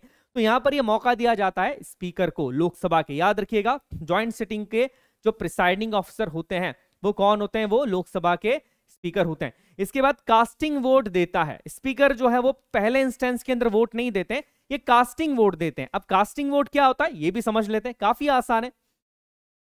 मान लीजिए लोकसभा में 101 मेंबर्स हैं और किसी बिल को पास होना है, 50 मेंबर ने बोला कि वो बिल पास हो जाना चाहिए, मतलब यस के लिए वोट दिया है, और 50 ने दिया है नो के लिए कि बिल पास होना नहीं चाहिए। अब ये तो टाई का सिचुएशन हो गया। जब ऐसा कोई सिचुएशन आता है जब दोनों वोट्स की स्थिति बराबर हो जाती है, तो इसी टाइम पे स्पीकर अपना वोट दे सकते हैं, और वो जिसको भी वोट देंगे फिर उसके अकॉर्डिंग डिसीजन लिया जाएगा। मतलब नॉर्मल कंडीशन में स्पीकर अपना वोट नहीं दे सकते। जब ये टाई की सिचुएशन आ जाती है कि दोनों वोट बराबर हो गए, इस सिचुएशन में जो वोट दिया जाता है उसी वोट को कहा जाता है कास्टिंग वोट, और स्पीकर अपना कास्टिंग वोट ही दे सकते हैं। फर्स्ट इंस्टेंस के अंदर स्पीकर वोट नहीं करते हैं, याद रखिएगा। डिप्टी स्पीकर कर सकते हैं, स्पीकर नहीं करते हैं, कंफ्यूज मत होना इस चीज के अंदर। ओके, अब इसके बाद एक बड़ा इंपॉर्टेंट पॉइंट भी इनका रहता है कि कोई बिल मनी बिल है या नहीं है। आगे पढ़ेंगे मनी बिल क्या होता है। कोई बिल मनी बिल है या नहीं है, इसका जो फाइनल डिसीजन लेते हैं वो हमारे देश के स्पीकर लेते हैं। मतलब स्पीकर ही बताएंगे कि कोई बिल मनी बिल है या नहीं है। ये पॉइंट याद रखिएगा, बहुत इंपॉर्टेंट चीज है। इससे क्वेश्चन ज्यादा बन सकते हैं कि कोई बिल मनी बिल है या नहीं है, कौन बताता है। इसके अलावा it is the speakers who decide the question of disqualification of A member of the Lok Sabha arising on the grounds of defection under the provision of the 10th schedule. 10th schedule के अंदर जो एंटी डिफेक्शन लॉ की हम बात करते हैं, उस provision को लेके अगर किसी व्यक्ति के डिस्क्वालिफिकेशन की बात आती है तो स्पीकर यहां पर जो है वो उस डिसीजन को लेते हैं कि एंटी डिफेक्शन लॉ इस व्यक्ति पे लागू होगा नहीं होगा, ये उसकी बात की जा रही है, और ये डिसीजन जो है वो स्पीकर यहां पर लेते हैं। इसके अलावा सिटिंग का एडजर्नमेंट भी वो करते हैं। एडजर्नमेंट ऑफ सिटिंग क्या होती है वो हम आगे बात करेंगे, बट स्टिल मैं अभी आपको बता देता हूं। एडजर्नमेंट का मतलब होता है कि किसी सिटिंग को खत्म कर देना, समाप्त कर देना। इसके बाद अगली बार वो आगे जाके मिलती भी है हाउसेस, उसके बारे में हम डिटेल में आगे इसी लेक्चर में बात करने वाले, बट इस पॉइंट को याद रखिएगा। ये बात की जाए तो एक बहुत इंपॉर्टेंट पॉइंट आता है कि स्पीकर अगर रिजाइन देना चाहे, अगर वो अपना रेजिग्नेशन देना चाहे, तो स्पीकर अपना रेजिग्नेशन लेटर देते किसे हैं? तो देखिए, स्पीकर अपना रेजिग्नेशन लेटर यहां पर देते हैं डिप्टी स्पीकर को, बिकॉज इसको इस क्वेश्चन को लेके कई बार कंफ्यूजन बच्चों में क्रिएट हो जाता है कि स्पीकर अपना रेजिग्नेशन लेटर शायद पीएम को देते हो या शायद प्रेसिडेंट को देते हो, क्योंकि डिप्टी स्पीकर तो उनसे छोटी पोस्ट है। बट याद रखिएगा कि स्पीकर अपना रेजिग्नेशन लेटर देते हैं डिप्टी स्पीकर को। काफी इंपॉर्टेंट पॉइंट्स है डिप्टी स्पीकर के बारे में, तो इन पॉइंट्स को आपको याद रखना है, ठीक है। आगे अगर बात की जाए तो एक पोस्ट होती प्रोटेम स्पीकर। अब प्रोटेम स्पीकर क्या होता है उसे बताने के लिए हम एक छोटे से डायग्राम का यूज करते हैं। चलिए, मान लीजिए कि एक लोकसभा थी, इसका कार्यकाल था कितना, 5 साल। 5 साल बाद ये लोकसभा डिसॉल्व हो गई। अब इलेक्शंस हुए और एक नई लोकसभा अपॉइंट हो गई। अभी लोकसभा की पहले ही मीटिंग है। अब पहली ही मीटिंग है तो पहली मीटिंग के अंदर भी कोई ना कोई पर्सन तो होना चाहिए ना, जो कि वहां पर प्रिसाइडिंग ऑफिसर बने, और प्रिसाइडिंग ऑफिसर बन के लोकसभा को जो है वो रेगुलेट करे, डेकोरम मेंटेन करे, जिसके पास स्पीकर जैसे पावर भी हो। अब पहली मीटिंग के अंदर आप स्पीकर का चुनाव कर तो सकते हैं या सारी चीजें हो तो सकती है, बट एटलीस्ट पहली मीटिंग के अंदर तो कोई प्रिसाइडिंग ऑफिसर होना चाहिए। तो यहां पर क्या होता है, एक टेम्परेरी स्पीकर बना दिया जाता है जिसका नाम होता है प्रोटेम स्पीकर। याद रखिएगा, तो और उस व्यक्ति को कहा जाता है प्रोटेम स्पीकर। एक टेम्परेरी पोस्ट होती है। इन्हें अपॉइंट कौन करता है? इन्हें प्रेसिडेंट ही अपॉइंट करते हैं। ये क्वेश्चन कई बार पूछा गया है कि प्रोटेम स्पीकर को अपॉइंट कौन करता है? प्रेसिडेंट प्रोटेम स्पीकर अपॉइंट करते हैं। प्रेसिडेंट जो है वो इनकी ओथ को एडमिनिस्टर भी करते हैं, इनकी ओथ दिलवाते हैं इनको एज ए प्रोटेम स्पीकर, और इनके पास जो पावर होते हैं प्रोटेम स्पीकर के पास, वो स्पीकर की तरह ही सारे के सारे पावर्स होते हैं। इस पॉइंट को याद रखिएगा। और प्रोटेम स्पीकर को चुनने का कोई ऐसे स्पेशल क्राइटेरिया नहीं होता है, जो सीनियर मोस्ट मेंबर होता है उन्हें ही एज ए प्रोटेम स्पीकर बना दिया जाता है। तो ये छोटी सी बात है, याद रखिएगा, बट क्वेश्चंस इस पे पूछे जा सकते हैं। आगे बात की जाए डिप्टी स्पीकर ऑफ लोकसभा। याद रखिएगा, M.A. अयंगर पहले डिप्टी स्पीकर थे लोकसभा के। डिप्टी स्पीकर क्या होता है? जिस तरह के स्पीकर होते हैं, अब स्पीकर कभी बीमार हो जाए या किसी रीजन की वजह से वो ना आ पाए, तो उनकी जगह जो एज ए स्पीकर काम करते हैं वो कौन कर रहे हैं? Deputy speaker. Deputy speaker is elected by the Lok Sabha from the amongst the member right after the election of the speaker has taken place. मतलब जैसे स्पीकर का इलेक्शन होता है उसी के बाद डिप्टी स्पीकर का भी इलेक्शन होता है। इलेक्शन के अंदर मेजोरिटी कौन सी चाहिए? सिंपल मेजोरिटी के साथ। सिंपल मेजोरिटी मतलब total number of members present and voting. याद रखिएगा, एब्सोल्यूट मेजोरिटी क्या होता है कि जितने भी टोटल नंबर ऑफ मेंबर्स हैं उसका 50%। मतलब मान लो कि टोटल मेंबर्स है हमारे लोकसभा के अंदर 500, इसका 50% कितना है? 250। तो याद रखिएगा, ये होता है एब्सोल्यूट मेजोरिटी। हालांकि इसमें 50% प्लस 1 होता है, 251 होगा। ये होती है एब्सोल्यूट मेजोरिटी। और सिंपल में क्या होता है, जितने मेंबर्स प्रेजेंट और वोट कर रहे हैं, मतलब 500 में से अगर 400 ही आए हैं तो 400 का जो 50% प्लस 1 है, हम यहां पर उसकी बात करेंगे। प्रेजेंट एंड वोटिंग, ये दो चीज आ जाती है। तो यहां पर डिप्टी स्पीकर के इलेक्शन के अंदर भी यही चीज होती है, ये याद रखिएगा। अब जो स्पीकर की इलेक्शन की डेट है कि स्पीकर की इलेक्शन कब होगा, वो डेट डिसाइड करते हैं देश के राष्ट्रपति, प्रेसिडेंट। और डिप्टी स्पीकर का इलेक्शन कब होगा, वो डेट डिसाइड की जाती है हमारे स्पीकर के द्वारा। याद रखिएगा, चीजें यहां पर सारी की सारी लिखी गई है। और सबसे इंपॉर्टेंट पॉइंट, जिस तरीके से स्पीकर अपना रेजिग्नेशन डिप्टी स्पीकर को दे रहे थे, वैसे ही डिप्टी स्पीकर अपना रेजिग्नेशन किसको देते हैं, स्पीकर को देते हैं। तो ये पॉइंट्स याद रखिएगा, ये सारे पॉइंट्स थे स्पीकर के बारे में और डिप्टी स्पीकर के बारे में, क्योंकि इस तरह के क्वेश्चंस यहां पर कई बार एग्जाम में पूछे जाते हैं। चलिए अब आगे देखते हैं लोकसभा के इंपॉर्टेंट प्रोसीडिंग्स के बारे में। इन लोकसभा के अंदर जो सेशंस होते हैं, सेशंस में क्या होता है, बिल किस तरीके से पास होता है, बिल कैसे एक्ट बनता है, सारी चीजें हम देखेंगे। देखिए, अगर आपको लगता है कि लोकसभा के अंदर 12 महीने तक सेशंस चलते रहते हैं या 12 महीने तक सारे मिनिस्टर्स लोकसभा में आते हैं, बिल्स पे चर्चा करते हैं, नए बिल पास करते हैं, तो आप बिल्कुल गलत हैं। ऐसा नहीं होता। पर्टिकुलर टाइम के लिए ही लोकसभा के सेशंस होते हैं। उन सेशंस के अंदर ही सारे मिनिस्टर्स आते हैं, सारे मेंबर ऑफ पार्लियामेंट्स आते हैं, और उसके बाद बिल्स बनाए जाते हैं, पॉलिसीज बनाई जाती हैं, प्लान्स तैयार किए जाते हैं। देखिए, तो यहां पर अगर बात की जाए तो आर्टिकल 85 लोकसभा के सेशंस की बात करता है। याद रखिएगा, लोकसभा के 3 सेशंस होते हैं, बजट सेशन, मॉनसून सेशन और विंटर सेशन। समर सेशन जैसा कोई सेशन नहीं होता है, जिसके बारे में कई बार बोल देते हैं कि समर सेशन नहीं होता। यहां पर याद रखिएगा, बजट सेशन होता है जो फेब से मई तक चलता है, मॉनसून सेशन जुलाई टू सितंबर, एंड विंटर सेशन होता है जो कि नवंबर टू दिसंबर यहां पर चलता है। और हर सेशन के अंदर बहुत सारी मीटिंग्स होती है, मतलब रोज मीटिंग्स होती है, और हर मीटिंग में 2 सिटिंग्स होती है। मतलब एक सेशन के अंदर अगर मान लीजिए एक सेशन 30 दिन का है, तो उन 30 दिन के अंदर मीटिंग्स होगी हर दिन, और हर मीटिंग को 2 सिटिंग्स के अंदर डिवाइड किया जाता है। 2 सिटिंग कैसी होती है, पहली होती है मॉर्निंग सिटिंग जो 11 बजे से 1 बजे तक होता है, उसके बाद लंच ब्रेक होता है 1 से 2 तक, और फिर होती है पोस्ट लंच सिटिंग जो कि 2 बजे से 6 बजे तक यहां पर होती है। अब यहां पर एक क्वेश्चन बनता है जो बड़ा इंपॉर्टेंट है कि किसी भी 2 सेशंस के बीच में मैक्सिमम कितना गैप हो सकता है। याद रखिएगा, लोकसभा के अंदर मान लीजिए 3 सेशंस होते हैं, तो किसी भी 2 सेशंस के बीच में जो मैक्सिमम गैप है कि कितने महीने में दूसरा सेशन होना चाहिए, वो मैक्सिमम गैप होता है बेटा 6 महीने का। और इनडायरेक्टली ये यही कहना चाहते हैं कि किसी भी कीमत के ऊपर लोकसभा को एटलीस्ट 2 बार तो मिलना ही है, क्योंकि 2 सेशंस के बीच में अगर 6-6 महीने का गैप हो सकता है, तो यहां पर मैक्सिमम टाइम जो है वो कितना हो गया, 12 महीना के अंदर। मतलब मैक्सिमम कितने सेशंस, मिनिमम कितने सेशंस होना चाहिए, 2 सेशंस होना चाहिए।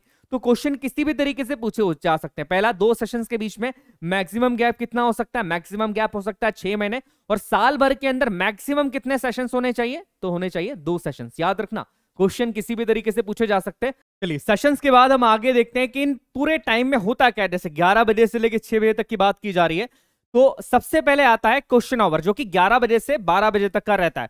देखिए, नाम से ही क्लियर हो रहा है क्वेश्चन आवर, मतलब इसमें सदस्यों से प्रश्न पूछे जाते हैं। इसे प्रश्नकाल भी कहा जाता है। हिंदी मीडियम के जो स्टूडेंट्स हैं, आपने कभी ना कभी पढ़ा होगा। अब क्वेश्चन आवर के अंदर जिस तरह के क्वेश्चंस पूछे जाते हैं, वो मेजरली 3 तरह के क्वेश्चंस होते हैं।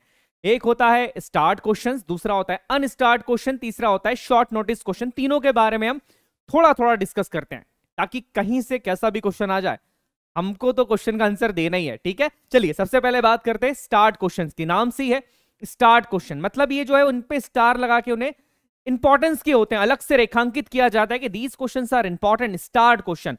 इसके बाद it requires an oral answer, मतलब इन क्वेश्चंस का आंसर देने के लिए जिससे भी पूछा जा रहा है वो ओरल आंसर दे सकता है, मतलब बोल के आंसर दे सकता है, लिख के एक डॉक्यूमेंट के फॉर्म में आंसर देना जरूरी नहीं है। इसके बाद supplementary questions can follow. Supplementary questions का मतलब ये होता है कि मान लीजिए मैंने किसी से क्वेश्चन पूछा कि आपका नाम क्या है, उस व्यक्ति ने बोला मेरा नाम जो है, मेरा नाम श्याम प्रसाद है। अब ये क्वेश्चन मैंने पूछ लिया, अब श्याम प्रसाद से जब ये क्वेश्चन का आंसर उसने दिया, इस आंसर को लेके मैं उससे सप्लीमेंट्री क्वेश्चन भी पूछ सकता हूं कि आपका नाम श्याम प्रसाद कैसे पड़ा, श्याम प्रसाद नाम का मतलब क्या है। तो ये उसी की बात की जा रही है कि यहां पर जो है वो सप्लीमेंट्री क्वेश्चंस आप पूछ सकते हैं, फॉलो है। The list of these questions in print in the green colour. जब भी लोकसभा के अंदर सदस्य आते हैं, उनके पास कुछ कागज आ जाते हैं, उनमें क्वेश्चंस लिखे होते हैं, और जो स्टार्ट क्वेश्चंस होते हैं उन्हें ग्रीन कलर से लिखा जाता है, याद रखिएगा। इसके बाद आते हैं अनस्टार्ट क्वेश्चन।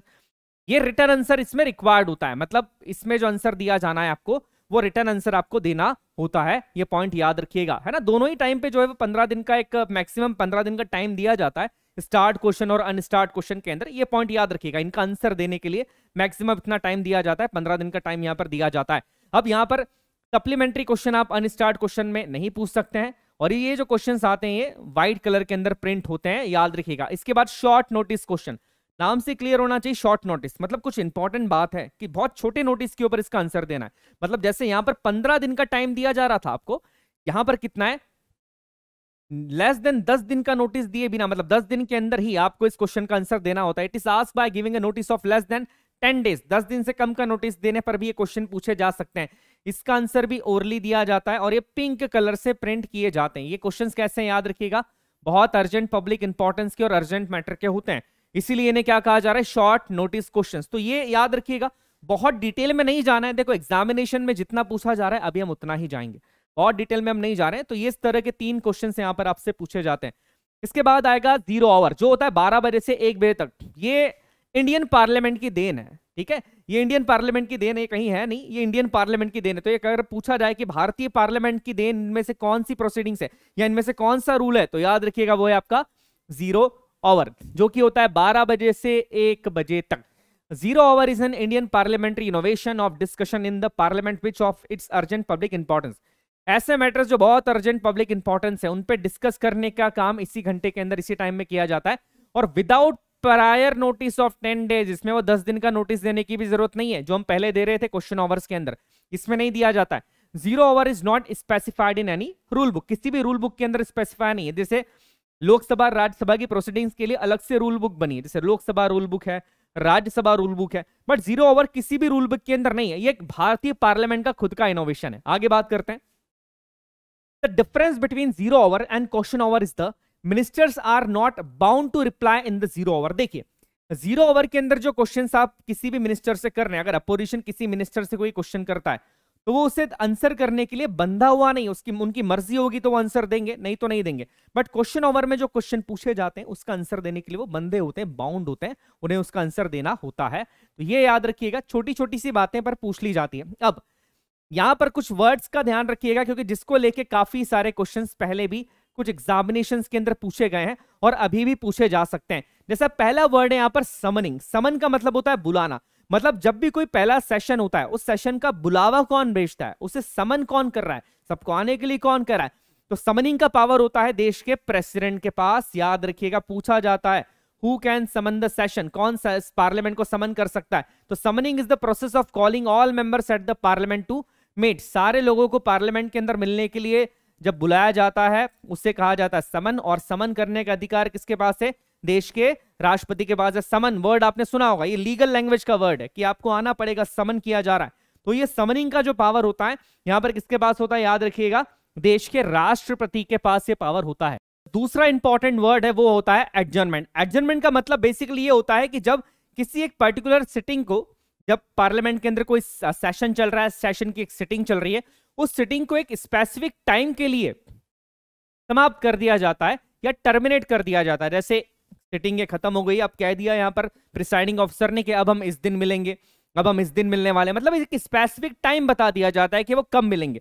तो यहां पर इस प्रोसेस को कहा जाता है एडजर्नमेंट। और ये करने का अधिकार भी सिर्फ किसे, प्रिसाइडिंग ऑफिसर की को ही है।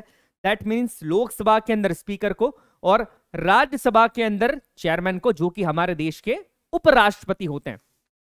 ऐसे एक दूसरा वर्ड भी होता है एडजर्नमेंट साइन डाई, जिसका मतलब सेम होता है एडजर्नमेंट की तरफ, बट इसमें एक चीज अलग होती है, इसमें यह नहीं बताया जाता है कि अब अगली मीटिंग कब होगी। दैट मीन्स इनडेफिनेट टाइम के लिए सिटिंग जो है उसे टर्मिनेट कर दिया जाता है। ये नहीं बताया जाता कि हम 4 दिन बाद मिलेंगे, 5 दिन बाद मिलेंगे, कोई स्पेसिफिक टाइम नहीं बताया जा रहा है। इसे कहा जाता है एडजर्नमेंट साइन डाई। बेसिकली तभी किया जाता है जब एक पूरे सेशन को समाप्त किया जाना है, क्योंकि अब सारी मीटिंग्स कंप्लीट हो गई है, सारी बातचीत हो गई है और सेशन को समाप्त करना है। तो अगली बार कब वो मिलने वाले ये नहीं बताया जाता है। तो ये डिसाइड कर या इसको भी अनाउंस करने का जो अधिकार है वो प्रिसाइडिंग ऑफिसर्स को ही होता है। इसके बाद जस्ट बाद आता है आपका प्रोरोगेशन। एडजर्नमेंट साइन डाई के बाद प्रोरोगेशन आता है। प्रोरोगेशन का मतलब होता है कि अब ये सेशन एंड हो गया है, जैसे बजट सेशन कंप्लीट हो गया, कंप्लीट होने के बाद अब इस सेशन का एंड करना है। तो एंड करने का अधिकार भी किसको है, सिर्फ प्रेसिडेंट को ही है। जैसे समन करने का अधिकार प्रेसिडेंट को था, वैसे ही किसी भी सेशन को एंड करने का अधिकार भी प्रेसिडेंट को ही होता है। याद रखिएगा बेटा, छोटी छोटी बातें हैं बट ये इनसे क्वेश्चन बनते हैं। आगे बात की जाए डिसोल्यूशन के। डिसोल्यूशन का मतलब बेसिकली ये होता है कि Lok Sabha is subjected to dissolution. हम सभी जानते हैं कि राज्यसभा जो कि हमारा अपर हाउस होता है वो कभी भी डिसॉल्व नहीं होता है, वो डिसॉल्व नहीं होता है कभी भी। But Lok Sabha is subjected to dissolution, मतलब 5 साल के अंदर लोकसभा डिसॉल्व हो जाती, 5 साल के बाद फिर से चुनाव होते हैं। तो लोकसभा जो है उसे डिसॉल्व करने का अधिकार भी किसके पास है? प्रेसिडेंट के पास रहता है। एक वैसे तो लोकसभा 2 तरीके से डिसॉल्व होती है। पहला होता है ऑटोमेटिक डिसोल्यूशन, कि 5 साल हो गए, सरकार अपने आप जो है वो फिर 5 साल के बाद चुनाव आ गए, चुनाव के बाद नई सरकार चुन ली गई, ये होता है ऑटोमेटिक डिसोल्यूशन। दूसरा होता है एक बाय प्रेसिडेंट, मान लीजिए कि इन बिटवीन में ही लोकसभा के अंदर जो पार्टी थी उसने अपनी मेजोरिटी खो दी, या नो कॉन्फिडेंस मोशन पास हो गया और सरकार मेजोरिटी प्रूव नहीं कर पाई, तो ऐसी कंडीशन के अंदर प्रेसिडेंट जो है वो लोकसभा को डिसॉल्व कर सकते हैं। और इसके अलावा अगर देश के प्रधानमंत्री काउंसिल ऑफ मिनिस्टर के पद के ऊपर, या कह सकते हैं कि काउंसिल ऑफ मिनिस्टर के बिहाफ पे, या खुद भी अगर इस्तीफा दे देते हैं और ये कह देते कि अब हमें इस सरकार से हम इस्तीफा दे रहे हैं, तो इस समय पर भी लोकसभा डिसॉल्व हो जाती है। तो ये जो पावर होता है बेटा, ये देश के राष्ट्रपति के पास यहां पर होता है, इसे याद रखिएगा। आगे अब यहां पर हम लोगों ने लोकसभा को देख लिया है। अब लोकसभा के बाद दूसरा हाउस जो है, जो कि परमानेंट हाउस जिसे कहा जाता है, वो है हमारी राज्यसभा। याद रखिएगा आर्टिकल 80 के अंदर राज्यसभा आती है। It's a permanent house, it's not the subject of dissolution, ठीक है, इस पॉइंट को याद रखिएगा। इसे अपर हाउस भी कहा जाता है और इसे हाउस ऑफ स्टेट्स भी कहा जाता है। क्यों कहा जाता है हाउस ऑफ स्टेट्स, वो मैं आगे आपको बताऊंगा। देखिए आर्टिकल 80 राज्यसभा की बात करता है, इसे हाउस ऑफ एल्डर्स भी कहा जाता है, अपर हाउस भी कहा जाता है, परमानेंट हाउस भी कहा जाता है। क्यों? Because it is not subjected to dissolution, ये कभी भी डिसॉल्व नहीं होता है कि 5 साल बाद पूरा राज्यसभा डिसॉल्व हो गया फिर पूरा चुनाव हो रहा है, नहीं, ये नहीं होता है, ये एक निरंतर ये चलता रहता है। It is not subjected to dissolution, ये पॉइंट याद रखिएगा। Lok Sabha is subjected to dissolution but not the Rajya Sabha. इसमें जो इलेक्शंस होते हैं वो इनडायरेक्ट होते हैं, मतलब आप और हम डायरेक्टली वोट नहीं कर रहे हैं। जैसे लोकसभा के लिए आप और हम चुनाव के दिन जाते हैं, वोट देते हैं, अपना एक कीमती वोट देकर आते हैं, और हम जिस व्यक्ति को चाहते हैं लोकसभा में देखना, उस व्यक्ति को हम लोकसभा तक पहुंचा देते हैं। बट राज्यसभा में आप और हम डायरेक्टली वोट नहीं डालते। बट हाँ, ऐसा नहीं कि हम पार्टिसिपेट ही नहीं करते। जिन लोगों को हमने चुना है हमारी स्टेट असेंबलीज के अंदर, वही लोग हमारे बिहाफ के ऊपर उस व्यक्ति को चुनते हैं राज्यसभा के लिए। कैसे चुनते हैं वो आगे हम बात करेंगे। याद रखिएगा, आपने शेड्यूल्स वाला लेक्चर देखा हो तो मैंने बताया था कि 4 शेड्यूल ये डिफाइन करता है कि किस स्टेट्स की कितनी सीट्स होगी राज्यसभा के अंदर। ये चौथा शेड्यूल डिफाइन कर रहा है, चौथे शेड्यूल को याद रखिएगा।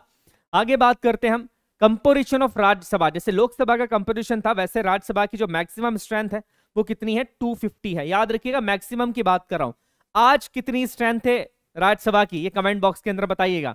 आसान है, आंसर आना चाहिए। लोकसभा, अगर राज्यसभा की अभी की स्ट्रेंथ की बात की जाए तो वो मुझे बताइएगा, बट मैक्सिमम स्ट्रेंथ की बात की जाए तो वो है 250, जिसमें से स्टेट्स और यूटी के टोटल मेंबर्स होते हैं 238। जी हाँ, 238 स्टेट्स और यूटी के मेंबर्स होते हैं, और 12 मेंबर्स होते हैं जिन्हें देश के राष्ट्रपति नॉमिनेट करते हैं। जैसे आपको पता होगा कि सचिन तेंदुलकर भी राज्यसभा के सदस्य रह चुके हैं। ये इलेक्ट होकर नहीं आए, ये नॉमिनेट होकर आए। नॉमिनेट का मतलब है कि देश के राष्ट्रपति ऐसे लोगों को जो कि स्पोर्ट्स, कल्चर, इनसे बिलोंग करते हैं, जिनका स्पोर्ट्स, कल्चर, चाहे म्यूजिक की बात कर ली जाए, साइंस एंड टेक की बात कर ली जाए, यहां पर जिन लोगों ने काफी ख्याति प्राप्त करी है, उनका योगदान राज्यसभा में मिले, ताकि उनके विचार इन क्षेत्रों में आगे योगदान देने के लिए, इन क्षेत्रों में लोगों को बढ़ावा देने के लिए, और इन क्षेत्रों के बढ़ावे के लिए इनकी थिंकिंग, इनके सजेशंस काफी जरूरी होते हैं। दैट्स व्हाई इन 12 लोगों को नॉमिनेट किया जाता है। याद रखिएगा 12 लोग नॉमिनेट किए जाते हैं राज्यसभा के अंदर। क्लियर है? ये पॉइंट्स याद रखिएगा। अब राज्यसभा के जो इलेक्शंस होते हैं वो कैसे होते हैं मैं बता चुका हूं। राज्यसभा के जो इलेक्शंस होते हैं वो इनडायरेक्ट इलेक्शंस होते हैं। ध्यान से सुनिएगा, हर स्टेट की जो लेजिस्लेटिव असेंबली होती है उसी के मेंबर्स अपने में से मेंबर्स को चुनते हैं, और जिस तरह का सिस्टम होता है वो होता है single transferable vote system. Single transferable vote system के थ्रू ये इलेक्शन किए जाते हैं, और यहां पर जो मेंबर्स आते हैं वो लेजिस्लेटिव असेंबली से चुनकर आते हैं। आप और हम डायरेक्टली उन मेंबर्स को नहीं चुनते हैं, इस पॉइंट को याद रखिएगा। ठीक है, आई होप आपको राज्यसभा में इलेक्शन इनडायरेक्ट होते हैं, पॉइंट याद रखना। देखिए चलिए मैं खुद ही बता देता हूं, आप कंफ्यूज मत होइएगा। अभी मैक्सिमम स्ट्रेंथ कितनी हो सकती है राज्यसभा की? 245, 250। अभी जो है राज्यसभा में 245 मेंबर्स हैं, याद रखिएगा टोटल 245 है, जिसमें से 233 तो इलेक्टेड है, और 12 कौन से मेंबर्स है? 12 है नॉमिनेटेड। मैक्सिमम कितने हो सकते हैं? 245 250 हो सकते हैं। अभी कितने हैं? 245। ठीक है, ये क्वेश्चंस पूछे जा सकते हैं। जैसे लास्ट टाइम पे पूछ लिया गया था कि अभी कौन सी लोकसभा चल रही है, लास्ट टू लास्ट शायद पूछा था कि अभी कौन सी लोकसभा चल रही है, तो इसका आंसर था 17th लोकसभा हुई है। तो ये ऐसे सिंपल से क्वेश्चन भी पूछ लिए जाते हैं। लास्ट ईयर पूछा था कितने स्टेट्स और यूटीज हैं, तो ये बेसिक क्वेश्चंस भी ध्यान रखना है आपको। जैसे पूछा जा सकता है कि अभी लोकसभा, अभी राज्यसभा के अंदर कितनी सीट्स हैं, अभी लोकसभा में कितनी सीट्स हैं, तो मैक्सिमम कितनी है, अभी कितनी है, कितने पे रिजर्वेशन होता है, ये आपको पता होना चाहिए। ठीक है, आगे बढ़ते हैं। किस तरह से इलेक्शंस होता है बता दिया है। इसके बाद राज्यसभा सब्जेक्टेड टू डिसोल्यूशन नहीं है, मतलब ये मैं बता चुका हूं कि राज्यसभा कभी डिसॉल्व नहीं होती है। तो क्या इसके मेंबर जीवन भर यहां बने रहते हैं? नहीं। जितने भी राज्यसभा के मेंबर्स हैं, ध्यान से सुनिएगा, जितने भी राज्यसभा के मेंबर्स हैं उसमें से जो 1/3 मेंबर्स होते हैं, जो 1/3 मेंबर्स होते हैं, जितने भी मान लीजिए 1/3 मेंबर है, वो हर दूसरे साल, याद रखिएगा, हर सेकेंड ईयर पे रिटायर्ड हो जाते हैं। मतलब हर दूसरे साल राज्यसभा के जितने भी मेंबर्स है वो 1/3 मेंबर्स रिटायर्ड होते जा रहे हैं। और इस तरीके से साइकिल से एक जो मेंबर है वो अपना 6 साल का कार्यकाल पूरा करता है। ठीक है, ये पॉइंट याद रखिएगा, एक मेंबर अपना 6 साल का कार्यकाल पूरा करता है। बट यहां पर राज्यसभा के अंदर 1/3 मेंबर्स हर दूसरे साल रिटायर्ड हो जाते हैं, इसे याद रखिएगा। बट राज्यसभा डिसॉल्व नहीं हो रहे हैं, 1/3 रिटायर्ड हो जाते हैं तो फिर वापस से इलेक्शन होके वो नए चुन के आ जाते हैं। तो यहां पर राज्यसभा कभी भी डिसॉल्व नहीं हो रही है, और एक मेंबर जो है वो मैक्सिमम 6 साल अपने कंप्लीट करता है, और इसमें कोई री इलेक्शन वाला इशू भी नहीं है। वापस से लोग आ जाते हैं, वापस से उन स्टेट्स की असेंबलीज उन्हें भेज देती है। तो हर मेंबर का कार्यकाल यहां पर मैक्सिमम 6 साल हो सकता है, बट उसके बाद वापस से वो राज्यसभा में आ सकता है। ठीक है, ये छोटी छोटी बातें हैं जो आपके एग्जामिनेशन में काफी काम आने वाली है। आगे बात की जाए कि अब एलिजिबिलिटी क्या है become a member of Rajya Sabha. Rajya Sabha के मेंबर बनने के लिए एलिजिबिलिटी क्या है? देखिए, आर्टिकल 84 में एलिजिबिलिटी की बात करके रखिए कि must be a citizen of India, वो भारत का नागरिक होना चाहिए, और 30 साल की एज उस व्यक्ति की होनी चाहिए। याद रखिएगा, लोकसभा के बारे में भी मैं बता देता हूं। लोकसभा में चुनाव के लिए जो आयु है वो किसी भी कैंडिडेट की कितनी होनी चाहिए? 25 ईयर्स होनी चाहिए। और राज्यसभा के लिए कितनी होनी चाहिए? 30 ईयर्स होने चाहिए। दोनों ही पॉइंट याद रखिएगा, एज याद रखिएगा, लोकसभा के लिए 25 और राज्यसभा के लिए 30। अब यहां पर अगर मैं आपसे क्वेश्चन करूं कि देश का प्रधानमंत्री बनने के लिए मिनिमम एज कितनी चाहिए, इसका आंसर मुझे दीजिएगा। आसान सा आंसर है, बट क्वेश्चन घुमा के पूछ लिया मैंने कि देश का प्रधानमंत्री बनने के लिए मिनिमम एज कितनी होनी चाहिए। देखिए, मैक्सिमम का कोई क्राइटेरिया यहां पर नहीं होता है, मिनिमम याद रखिएगा, मिनिमम 25 लोकसभा के लिए और 30 राज्यसभा के लिए होनी चाहिए। क्लियर है पॉइंट? चलिए आगे बात करते हैं। जिस तरीके से लोकसभा के चेयरमैन थे, प्रिसाइडिंग ऑफिसर थे लोकसभा के, जिन्हें हम स्पीकर के नाम से जानते थे, वैसे ही राज्यसभा के भी प्रिसाइडिंग ऑफिसर होते हैं जिन्हें हम चेयरमैन के नाम से जानते हैं। अब याद रखिएगा, ये चेयरमैन कौन होते हैं? ये चेयरमैन होते हैं हमारे देश के उप प्रधान, उपराष्ट्रपति, देश के वाइस प्रेसिडेंट। जो भी देश का वाइस प्रेसिडेंट होगा वही व्यक्ति राज्यसभा का चेयरमैन बनता है। और ये पॉइंट भी याद रखिएगा कि जो सैलरी एंड अलाउंसेस मिलते हैं किसी पर्सन को, वो एज अ वाइस प्रेसिडेंट नहीं मिलते हैं, वो मिलते हैं as a chairman of Rajya Sabha. ये छोटी सी बात है, बट कई बार कंफ्यूजन होता है, तो इसीलिए मैंने आपको बता दी। अब देखिए, आर्टिकल 89 जो है वो बात करता है कि राज्यसभा का भी एक चेयरमैन होंगे और एक डिप्टी चेयरमैन होंगे। अब इलेक्शन की तो बात हो ही नहीं सकती, क्योंकि जो भी व्यक्ति देश का वाइस प्रेसिडेंट है, देश के उपराष्ट्रपति हैं, वही व्यक्ति काउंसिल ऑफ स्टेट के, मतलब राज्यसभा के क्या हो जाएंगे? चेयरमैन बन जाते हैं। बट याद रखिएगा, वो इस हाउस के मेंबर नहीं होते हैं। ठीक है, वाइस प्रेसिडेंट जो है वो इस हाउस के मेंबर नहीं होते हैं। ये बड़ा इंपॉर्टेंट पॉइंट है। वाइस प्रेसिडेंट क्या राज्यसभा के मेंबर होते हैं? भले ही वो इसके चेयरमैन है, बट वो इसके मेंबर नहीं होते हैं। बट क्या वो वोट दे सकते हैं? हाँ, वोट दे सकते हैं, बट कौन सा? वही कास्टिंग वोट दे सकते हैं। इक्वालिटी की कंडीशन में वो वोट दे सकते हैं, मतलब वो वोट तो दे सकते हैं, बट वो इसके मेंबर नहीं है। ये पॉइंट याद रखिएगा, बिकॉज कई एग्जामिनेशंस के अंदर एक क्वेश्चन पूछा भी गया है कि क्या उपराष्ट्रपति राज्यसभा के मेंबर होते हैं? तो मेंबर तो नहीं होते हैं, बट क्या वोट दे सकते हैं? हाँ, कास्टिंग वोट ये दे सकते हैं। चलिए, यहां पर एक पॉइंट याद रखिएगा, ये छोटा सा पॉइंट मुझे याद आ गया, हालांकि हम उसको बाद में पढ़ते हैं, कि वाइस प्रेसिडेंट के जो रिमूवल का प्रोसेस होता है, वो रिमूवल का जो प्रोसेस है वो राज्यसभा में ही स्टार्ट किया जा सकता है। वो किसी भी हाउस में स्टार्ट नहीं होता, वो सिर्फ राज्यसभा में किया जा सकता है। अब हम जब प्रेसिडेंट और वाइस प्रेसिडेंट पढ़ेंगे तो इस बारे में डिस्कस भी किया जाएगा।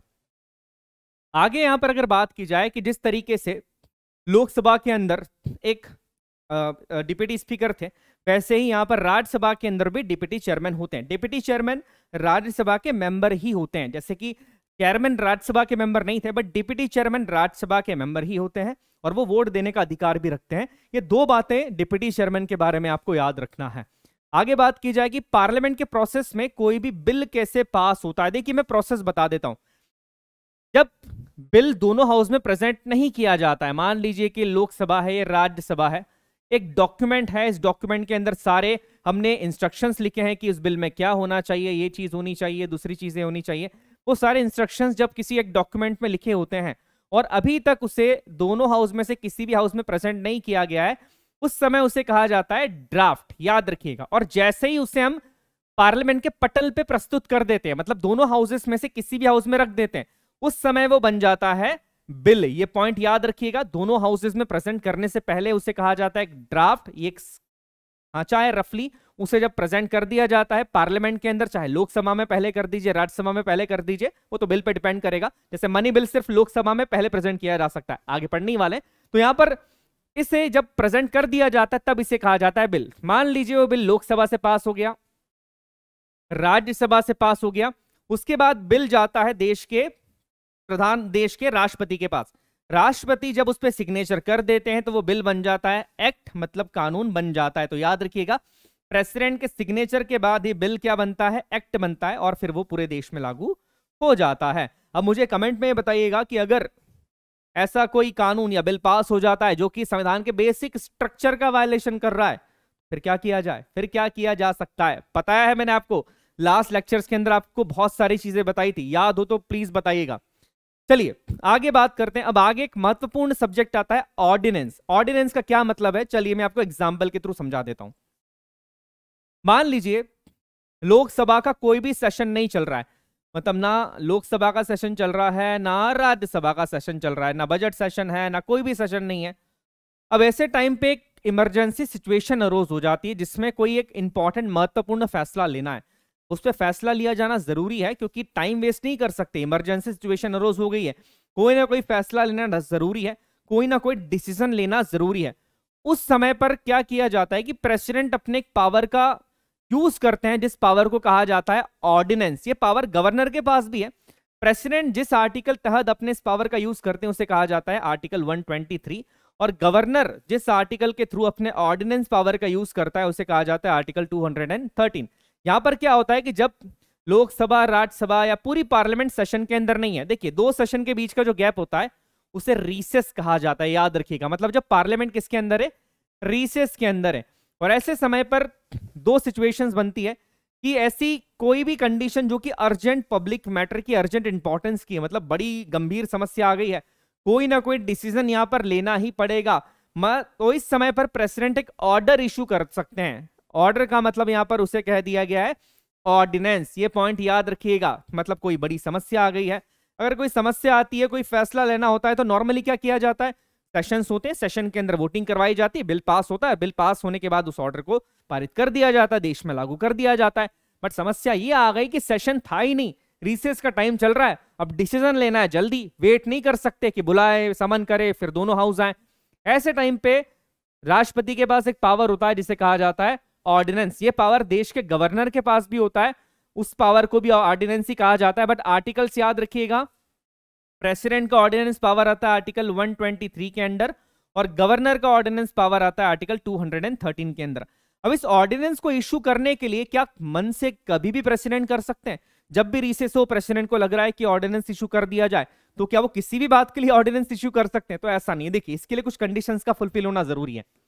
पहली बात, president and governor promulgate the an ordinance only, सिर्फ कब, only when both house are not in session. या तो दोनों हाउसेस सेशन में नहीं है, मतलब लोकसभा राज्यसभा दोनों ही सेशन के अंदर नहीं है, या एक हाउस सेशन के अंदर नहीं है, मतलब ये लोकसभा भले ही सेशन चल रहा है बट राज्यसभा का सेशन नहीं चल रहा है, तो ऐसी कंडीशन के अंदर ही ऑर्डिनेंस को इशू किया जा सकता है। अगर दोनों हाउस सेशन के अंदर हो तो ऑर्डिनेंस इशू नहीं किया जा सकता है। तो पहली कंडीशन थी। दूसरी, for an ordinance to be promulgate such circumstances should be there which deemed to necessary for president to legislate through the ordinance। इसका मतलब ये कि सच में वो सर्कमस्टेंसेस होने चाहिए, वो कंडीशन होनी चाहिए कि हाँ भैया सच में इमरजेंसी वाली बात आ गई है, ऐसा नहीं कि कोई छोटी सी बात थी और आपने ऑर्डिनेंस इशू कर दिया, नहीं, होना चाहिए कि यस जनरल पब्लिक इंपॉर्टेंस की बात है, डिसीजन जल्दी लेना है, इमरजेंसी वाले सर्कमस्टेंसेस आ गए, इस तरह की परिस्थितियां बन रही है कि ऑर्डिनेंस लेना ही पड़ेगा, सिर्फ इसी कंडीशन के अंदर जो है वो ऑर्डिनेंस इशू किया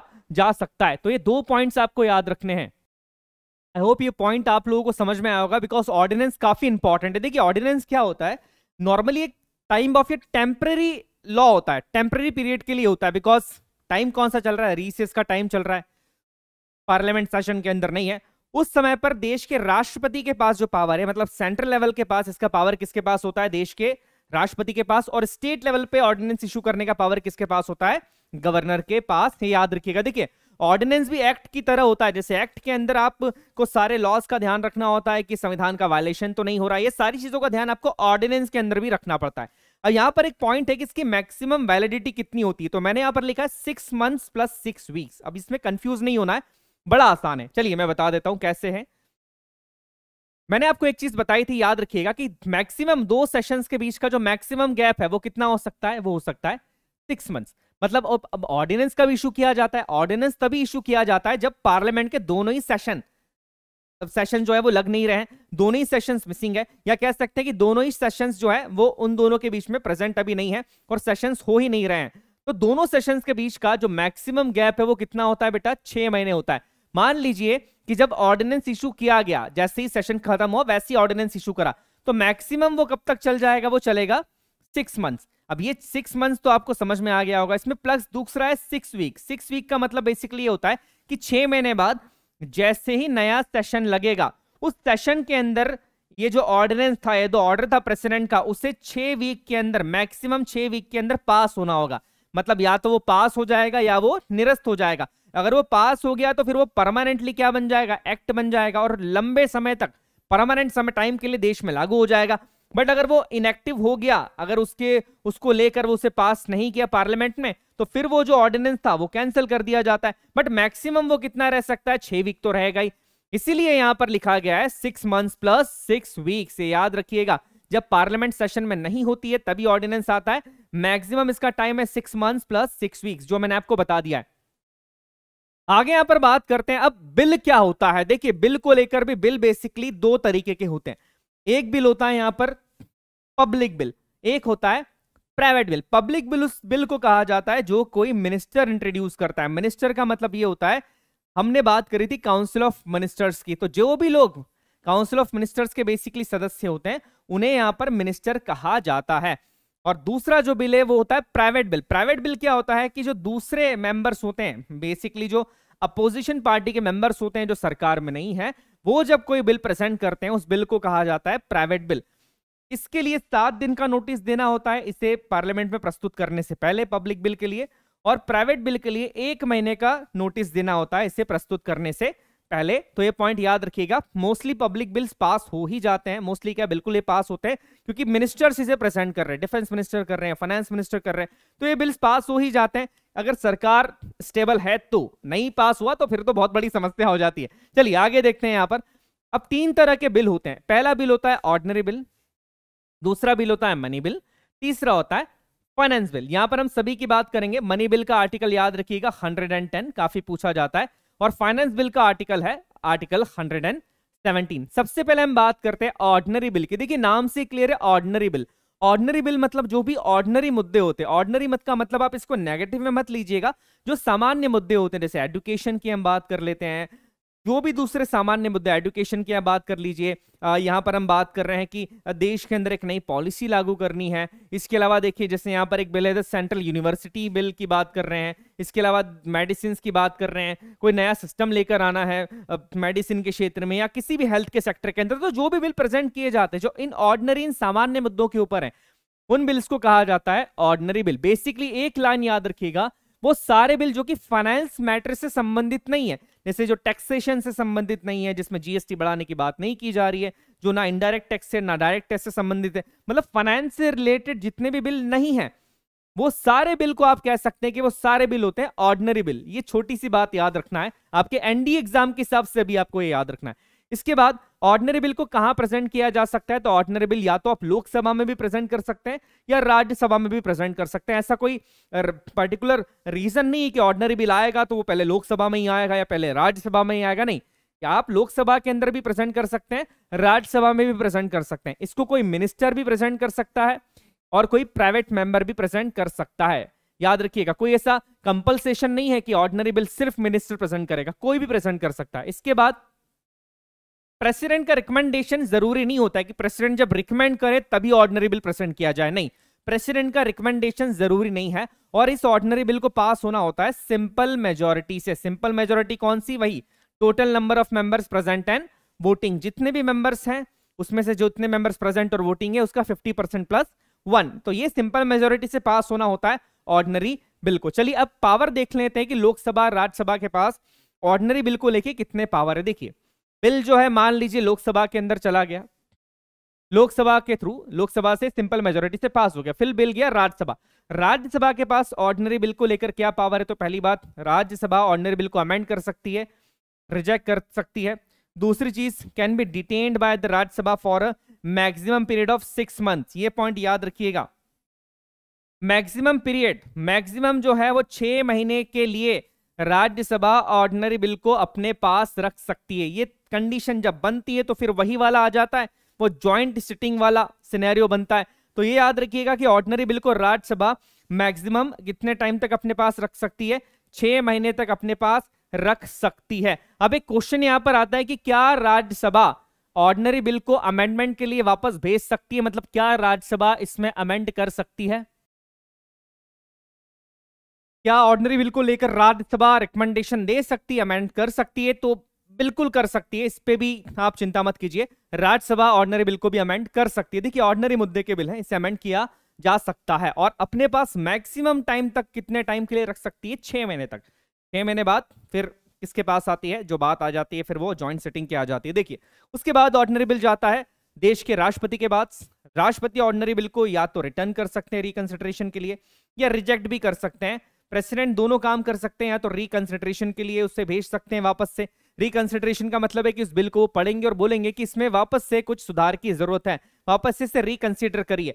या तो फिर वो ये कर सकते हैं कि उसे एक्सेप्ट कर सकते हैं और इसे रिजेक्ट भी कर सकते हैं। बट एक पॉइंट याद रखिएगा, अगर राष्ट्रपति ने ऑर्डिनरी बिल को रिकंसिडरेशन के लिए भेजा है तो उस रिकंसिडरेशन को माने या ना माने बिना अगर वो बिल वापस से पास होकर राष्ट्रपति के पास आ जाता है तो उस समय पर राष्ट्रपति को उस बिल पे सिग्नेचर करना ही होगा, प्रेसिडेंट को उस बिल पे सिग्नेचर करके उसे एक्ट बनाना ही होगा। ये छोटी सी बात है, इसे याद रखिएगा। आगे हम बात करते हैं, नेक्स्ट पॉइंट की बात की जाए, if the bill is rejected by other house. Joint sitting क्यों की जाती है, जैसे कि हम बात कर रहे थे ज्वाइंट सिटिंग की। ज्वाइंट सिटिंग याद रखिएगा आर्टिकल 108 के अंदर ज्वाइंट सिटिंग आती है और ऑर्डिनरी बिल भी आर्टिकल 107 और 108 दोनों के अंदर ऑर्डिनरी बिल का जिक्र होता है, क्योंकि ज्वाइंट सिटिंग का प्रावधान ऑर्डिनरी बिल के लिए। तो यहां पर लिखिएगा कि ऑर्डिनरी बिल के लिए ही ज्वाइंट सेटिंग का प्रावधान है बेसिकली। तो यहां पर कहा जा रहा है कि ज्वाइंट सेटिंग आती है आर्टिकल 108 के अंदर। अब ये कब की जाती है, कब दोनों हाउस को बुलाया जाता है? ज्वाइंट मतलब लोकसभा के लोग भी होंगे और राज्यसभा भी आएगी, दोनों ज्वाइंटली मिलकर एक सिटिंग कर रहे हैं। दोनों का प्रिसाइडिंग ऑफिसर कौन है मैंने बता दिया है, speaker of Lok Sabha. Joint sitting को समन कौन करते हैं, बुलावा कौन भेजता है, ये भी याद रखिएगा, प्रेसिडेंट ज्वाइंट सिटिंग को समन करते हैं, बुलावा भेजते हैं। अब देखिए 3 कंडीशन होनी चाहिए यहां पर ज्वाइंट सेटिंग के लिए, या एक कंडीशन की बात की जाए, क्या क्या कंडीशंस बनती है जिसपे ज्वाइंट सेटिंग की जा सकती है। पहला, if the bill is rejected by the another house, एक हाउस से बिल पास हो गया, दूसरे ने रिजेक्ट कर दिया। House disagree on an amendments, मतलब एक हाउस से बिल पास हुआ था, दूसरे हाउस के पास पहुंचा, दूसरे हाउस ने बता दिया कि इसमें कुछ अमेंडमेंट्स करने चाहिए, कुछ चीजें चेंज करनी चाहिए, और पहला हाउस डिसएग्री हो गया कि नहीं हम तो अमेंडमेंट नहीं कर रहे, ये कंडीशन। या फिर 6 महीने से ज्यादा हो गए हैं और बिल अभी तक एक हाउस के पास है, मतलब मान लीजिए राज्यसभा के पास बिल है और राज्यसभा ने 6 महीने से ज्यादा तक अपने बिल को उसको अपने पास रखा गया, तो ये जो कंडीशन होती है यहां पर, हालांकि 6 महीने से ज्यादा राज्यसभा उस बिल को अपने पास रख नहीं सकती है, बट एक एग्जाम्पल के थ्रू यहां पर मैंने आपको बताया, तो इनमें से अगर कोई कंडीशन आ रही है तो यहां पर ज्वाइंट सेटिंग की जा सकती है। और याद रखिए ज्वाइंट सेटिंग का प्रावधान सिर्फ ऑर्डिनरी बिल के लिए है और फाइनेंस बिल के लिए, यहां पर मनी बिल के लिए नहीं है और ना ही कॉन्स्टिट्यूशनल अमेंडमेंट बिल के लिए ज्वाइंट सेटिंग का प्रावधान है। दोनों बातें याद रखिएगा। आगे बात की जाए, अब ज्वाइंट सिटिंग में बता चुका हूं प्रिसाइडिंग ऑफिसर कौन होते हैं, हमारे स्पीकर होते हैं। और ज्वाइंट सिटिंग के अंदर जिस मेजोरिटी से उस बिल को पास होना होता है वो मेजोरिटी होती है सिंपल मेजोरिटी, मतलब total number of members present and voting. Simple majority से उस बिल को पास किया जा सकता है। आगे बात की जाए, अब 3 तरह के बिल होते हैं। पहला होता है मनी बिल। हमने ऑर्डिनरी बिल देख लिया। ऑर्डिनरी बिल का आर्टिकल याद रखिएगा, आर्टिकल 107 और 108 दोनों के अंदर ऑर्डिनरी बिल की बात हो रही है। इसके बाद दूसरा बिल आता है मनी बिल। मनी बिल नाम से क्लियर हो रहा है, जितने भी हमारे मनी से रिलेटेड मैटर्स होते हैं जिसमें 1 या मोर मनी रिलेटेड इशू हैं, जैसे कि इंपोजिशन, अबॉलिशन, रेमिशन, अल्ट्रेशन और रेगुलेशन ऑफ एनी टैक्स। किसी टैक्स को इंपोज करना है, टैक्स को बढ़ाना है, टैक्स को कम करना है, टैक्स के रेट्स को कम करना है, उसके लिए या कंसोलिडेटेड फंड से अगर आपको पैसा निकालना है, उस कंडीशन के लिए जिस बिल का यूज किया जाता है उस बिल को कहा जाता है मनी बिल। इस पॉइंट को याद रखिएगा, काफी इंपॉर्टेंट है कि मनी से रिलेटेड जितने भी मुद्दे होते हैं उसके लिए जिस बिल को प्रेजेंट किया जा रहा है, या फाइनेंस के अंदर बेसिकली अगर मैं बात करूं टैक्सेशन की, उन्हें टैक्स को बढ़ाना है, कम करना है, नया टैक्स लागू करना है, उसके लिए जिस बिल को लाया जाता है वो बिल होता है मनी बिल। इसका प्रोसीजर की बात की जाए, मनी बिल सिर्फ और सिर्फ लोकसभा में ही इंट्रोड्यूस किया जा सकता है। जैसे कि ऑर्डिनरी बिल या तो आप लोकसभा में कर रहे थे या राज्यसभा में कर रहे थे, बट मनी बिल को सिर्फ और सिर्फ लोकसभा में ही इंट्रोड्यूस किया जा सकता है। इस पॉइंट को याद रखिएगा।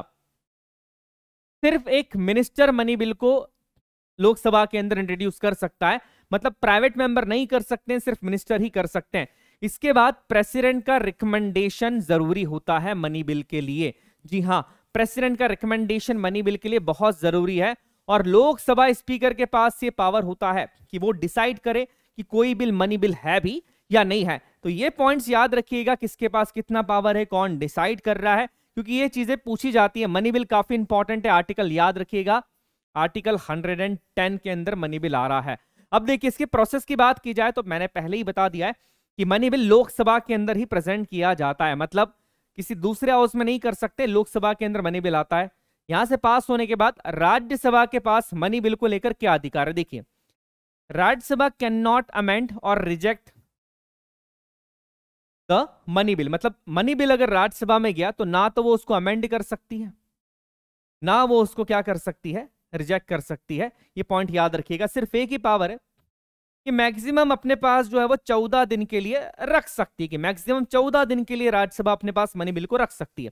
14 दिन के बाद भी मनी बिल के ऊपर राज्यसभा ने अगर कोई एक्शन नहीं लिया, मतलब उसको पास नहीं किया, उसके बारे में बात नहीं करी, तो ये मान लिया जाता है कि वो बिल पास हो गया है। कहां से? राज्यसभा से। तो राज्यसभा के पास मनी बिल को लेके पावर काफी ज्यादा कम है। अब ये बिल जाता है प्रेसिडेंट के पास। Money bill can not be return for reconsideration by the president. Money bill को प्रेसिडेंट रिटर्न नहीं कर सकते हैं, मतलब वापस भेज नहीं सकते रिकंसिडरेशन के लिए, जैसे ऑर्डिनरी बिल को भेज रहे थे। अरे उन्हीं ने तो इसका रिकंसिडरेशन, उन्हीं ने तो उसको रिकॉग्नाइजेशन दिया है, उन्हीं ने तो बोला है कि ऐसे प्रेजेंट किया जा सकता है, तो फिर वो कैसे वापस से भेज सकते हैं? तो ये पॉइंट याद रखिएगा, मनी बिल को जो है वो रिकंसिडरेशन के लिए नहीं भेजा जा सकता, बिकॉज ऑलरेडी ये कंसिडर किया गया है प्रेसिडेंट के थ्रू। The president can only accept और रिजेक्ट इट। प्रेसिडेंट या तो उसको एक्सेप्ट कर देंगे या रिजेक्ट कर देंगे, बट उसे रिकंसिडरेशन के लिए भेज नहीं सकते हैं। तो ये पॉइंट याद रखिएगा। और उसके बाद जब ये साइन हो जाता है तो ये बन जाता है एक्ट। क्लियर है? यहां तक 3 बिल्स काफी इंपॉर्टेंट है।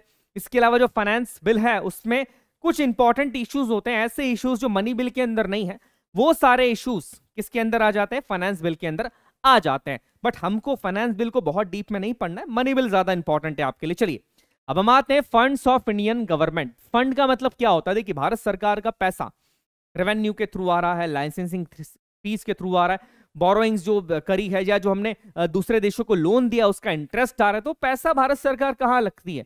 वो पैसा रखा जाता है भारत के कई फंड्स में, जिसमें से मेजर 3 फंड है। पहला आपका होता है कंसोलिडेटेड फंड ऑफ इंडिया। आपने सुना होगा कि इनकी सैलरी कंसोलिडेटेड फंड से आती है। तो याद रखिएगा पहला जो इंपॉर्टेंट फंड है जिसमें सारे रेवेन्यूज, सारे जितने भी हमारे लाइसेंस के थ्रू फीसेस आ रही है, सारा इंटरेस्ट जितना देश को मिल रहा है, वो सारा फंड रखा जाता है, उस फंड को कहा जाता है कंसोलिडेटेड फंड ऑफ इंडिया। दूसरा होता है पब्लिक अकाउंट्स ऑफ इंडिया, और तीसरा यहां पर होता है कंटेंजेंसी फंड ऑफ इंडिया। एक एक को हम समझते हैं, डिटेल में समझेंगे कि कौन कौन सा फंड क्या कह रहा है। सबसे पहले आता है कंसोलिडेटेड फंड ऑफ इंडिया, जो कि आर्टिकल 266 के अंदर आता है। आर्टिकल याद रखिएगा। देखिए इसमें क्या लिखा है, जितने भी सरकार के रेवेन्यू है, मतलब जितना भी पैसा सरकार के पास आ रहा है, चाहे इनकम टैक्स से, कॉर्पोरेट टैक्स से, कस्टम से, एक्साइज ड्यूटी से, डिविडेंड से, जितना भी प्रॉफिट आ रहा है, सरकार जहां रखती है, जहां पर सरकार के पास होता है, जिस फंड में होता है, उस फंड को कहा जाता है consolidated fund of India. All loans raised by the issue of treasury bills, internal and external loans and all money received by the union government in repayment of loans. जितना भी पैसा, मतलब सीधी सीधी बात की जाए, जितनी भी प्राप्तियां सरकार को हो रही है, जितना भी पैसा सरकार को मिल रहा है, वो जिस फंड के अंदर रखा जाता है, उस फंड को यहां पर कहा जाता है बेटा कंसोलिडेटेड फंड ऑफ इंडिया। अब कंसोलिडेटेड फंड ऑफ इंडिया की बात की जाए तो the government meets all it's expenditure from this fund. जितने भी सरकार के खर्चे, डिफेंस पे जितना खर्चा हो रहा है, जितनी सैलरीज दी जा रही गवर्नमेंट एम्प्लॉयज की, स्कीम्स पे जितना खर्चा हो रहा है, वो सारा का सारा खर्चा सरकार इसी फंड से करती है। अगर पैसा आ रहा है तो जाएगा भी, ऑब्वियसली चीज है, तो वो इसी फंड से किया जाता है। The government needs parliamentary approval to withhold money from this fund. ये पॉइंट याद रखिएगा। इस फंड से अगर पैसा निकालना है तो पार्लियामेंट के अप्रूवल की जरूरत होती है, लेना पड़ेगा। इसके बाद the controller and auditor general of India, काफी इंपॉर्टेंट पोस्ट है सीएजी की। सीएजी इस फंड की ऑडिट करते हैं और हर स्टेट के पास इसी तरीके का सिमिलर फंड होता है। जैसे consolidated fund of state centre का होता है, कंसोलिडेटेड फंड जैसे सेंटर की हमने बात करी थी, वैसे ही कंसोलिडेटेड फंड ऑफ स्टेट भी होता है। हर राज्य का, मान लीजिए एमपी है तो एमपी के अंदर जितना रेवेन्यू आ रहा है, जितने पैसे आ रहे हैं, जितना प्रॉफिट आ रहा है, वो किस फंड में रखा जाएगा? वो रखा जाता है कंसोलिडेटेड फंड ऑफ स्टेट के अंदर। तो सेंटर का फंड अलग है, स्टेट का फंड अलग है। इस पॉइंट को याद रखिएगा, काफी इंपॉर्टेंट चीज है, ठीक है। तो कंसोलिडेटेड फंड से क्वेश्चन पूछे जा सकते हैं, इसका आर्टिकल याद रखिएगा। दूसरा जो इंपॉर्टेंट फंड है वो है हमारा पब्लिक अकाउंट्स ऑफ इंडिया, याद रखिएगा। आर्टिकल 266 सब आर्टिकल 2 के अंदर ही आता है। अब नाम है इसका पब्लिक अकाउंट्स ऑफ इंडिया, मतलब ये पैसा हमारा होता है, ये सरकार का पैसा नहीं। अब हमारा पैसा सरकार के पास कैसे? देखिए जैसे पीएफ के थ्रू जा रहा है, हमने सरकार के थ्रू कोई ट्रेजरी बिल परचेस किया या जो भी गवर्नमेंट सिक्योरिटीज परचेस किए और हम बाद में उसको सेल करने वाले, तो इतना जो भी ये पैसा होता है, जो पब्लिक का पैसा होता है, जिस अकाउंट में होता है, उसे यहां पर कहा जाता है public accounts of India. This is the money of public which government है। जैसा कि मैंने आपको बताया, इसे निकालने के लिए पार्लियामेंट के अप्रूवल की जरूरत यहां पर नहीं पड़ती है, याद रखिएगा। सीएजी इस फंड को ऑडिट करते हैं, याद रखिएगा, बड़ी इंपॉर्टेंट कमिटी है और सीएजी इसके फ्रेंड भी होते हैं। तो सीएजी इस फंड को ऑडिट करते हैं और ईच स्टेट है सिमिलर फंड। हर स्टेट के पास ऐसा ही एक सिमिलर फंड होता है, जैसा कि कंसोलिडेटेड फंड सिमिलर था हर स्टेट के पास, वैसे ही ये वाला फंड भी हर स्टेट के पास एक ऐसा सिमिलर फंड यहां पर होता है। आगे बात की जाए, लास्ट हमारा आता है कंटेंजेंसी फंड ऑफ इंडिया, जो कि आर्टिकल 267 के अंदर आता है। इसे इमरजेंसी फंड भी कहा जाता है। देखिए देश में कई बार ऐसी स्थिति बन जाती है जब इमरजेंसी पैसे की जरूरत पड़ती है। यहां पर बहुत टाइम वेट नहीं किया जा सकता कि पार्लियामेंट अप्रूवल देगा फिर पैसा रिलीज किया जाएगा। मान लीजिए कि किसी देश के किसी हिस्से में फ्लड आ गया है, तत्काल सहायता की जरूरत है, वहां पर फंडिंग देनी पड़ेगी, आप पार्लियामेंट के अप्रूवल का वेट नहीं कर सकते। ऐसी इमरजेंसी सिचुएशंस के लिए, जो कि अनसीन सिचुएशन है, पता नहीं है कभी भी आ सकती है, इन सिचुएशंस के लिए एक फंड बनाया गया जिसका नाम है कंटेंजेंसी फंड, जो कि आर्टिकल 267 के अंदर आता है। इसे इमरजेंसी फंड भी कहा जाता है, याद रखिएगा। 2005 it was raised from 50 crore to 500 crore. 2005 तक इसमें 50 करोड़ रुपए रखे जाते थे, बट 2005 से पहले रखे जाते थे। 2005 में इस 50 करोड़ को बढ़ा के 500 करोड़ कर दिया गया कि हर समय कंटेंजेंसी फंड के अंदर कम से कम 500 करोड़ रुपए होना चाहिए। तो ये याद रखिएगा, इस पॉइंट को याद रखिएगा। पार्लियामेंट ने इस फंड को इनेक्ट किया था 1950 के अंदर, और किसके थ्रू किया था? फंड ऑफ इंडिया एक्ट 1953 के थ्रू इस फंड को बनाया था। हर राज्य का भी ये फंड होता है, याद रखिएगा। तो ये फंड्स काफी इंपॉर्टेंट होते हैं, पार्लियामेंट के अप्रूवल की जरूरत नहीं होती इस फंड के अंदर। प्रेसिडेंट जो होते हैं, याद रखिएगा, लिखा भी है, the fund of is headed by the finance secretary on behalf of the president of India. हमारे देश के जो फाइनेंस सेक्रेटरी हैं वो देश के राष्ट्रपति के बिहाफ पे इस फंड को ये मैं ये तो नहीं बोलूंगा कि वो फंड के अंडर रहते हैं, बट अपने देश के राष्ट्रपति के बिहाफ पे वो इस फंड को कंट्रोल करते हैं, हेल्ड करते हैं, इसको मॉनिटर करते हैं और पैसा रिलीज करते हैं राष्ट्रपति के बिहाफ पे। याद रखिएगा, कौन करता है? देश के फाइनेंस सेक्रेटरी, जो कि डिपार्टमेंट ऑफ इकोनॉमिक्स अफेयर्स के होते हैं। क्लियर है पॉइंट? अब how to take money from this fund, ये पॉइंट याद रखिएगा, क्योंकि इसको पास करने के लिए, इस फंड से पैसे निकालने के लिए कोई पार्लियामेंट्री अप्रूवल की जरूरत नहीं होती है। और दूसरा पॉइंट, हर स्टेट के पास इसी तरीके का सिमिलर फंड होता है। अब देखिए, याद रखिएगा ये कुछ सीट्स हैं ऑलरेडी, वैसे सीट्स मैंने आपको बता दी हैं। ये सीट्स याद रखिएगा किस स्टेट के अंदर यहां पर कितनी सीट्स हैं, ये याद रखिएगा। ये काफी इंपॉर्टेंट चार्ट है, ये लोकसभा की सीट्स है, किस स्टेट की कितनी सीट्स है, इसे याद रखिएगा क्योंकि एग्जाम में पूछा जा सकता है। आई होप आपने पार्लियामेंट प्रोसीडिंग को समझा होगा। एग्जामिनेशन पास में है तो मैं बहुत डिटेल में नहीं गया हूं, आपके एग्जाम के हिसाब से जो प्रिसाइजली पॉइंट्स थे जो एग्जाम में आ सकते हैं वही मैंने आपको बताया है। आपको प्रॉपरली इस लेक्चर को देखना है। लेक्चर को देखने के बाद एक बार इसको रिवाइज भी कर लीजिएगा, क्योंकि मैंने हमेशा बोला revision is the key of success. और बिल्कुल नहीं डरना है बेटा, जो भी होगा सारी चीजें अच्छी होगी। बस अपने आप पे भरोसा रखिए, अच्छे से रिवाइज करिए, जितना पढ़ा है अब उसको और अच्छे से रिवाइज करो। एग्जामिनेशन पास आते जा रहा है तो सिर्फ अपनी मेहनत पे और अपने लक्ष्य पे ध्यान दो। चलो नेक्स्ट लेक्चर के अंदर मैं आपसे मिलता हूं, तब तक के लिए जय हिंद, जय भारत।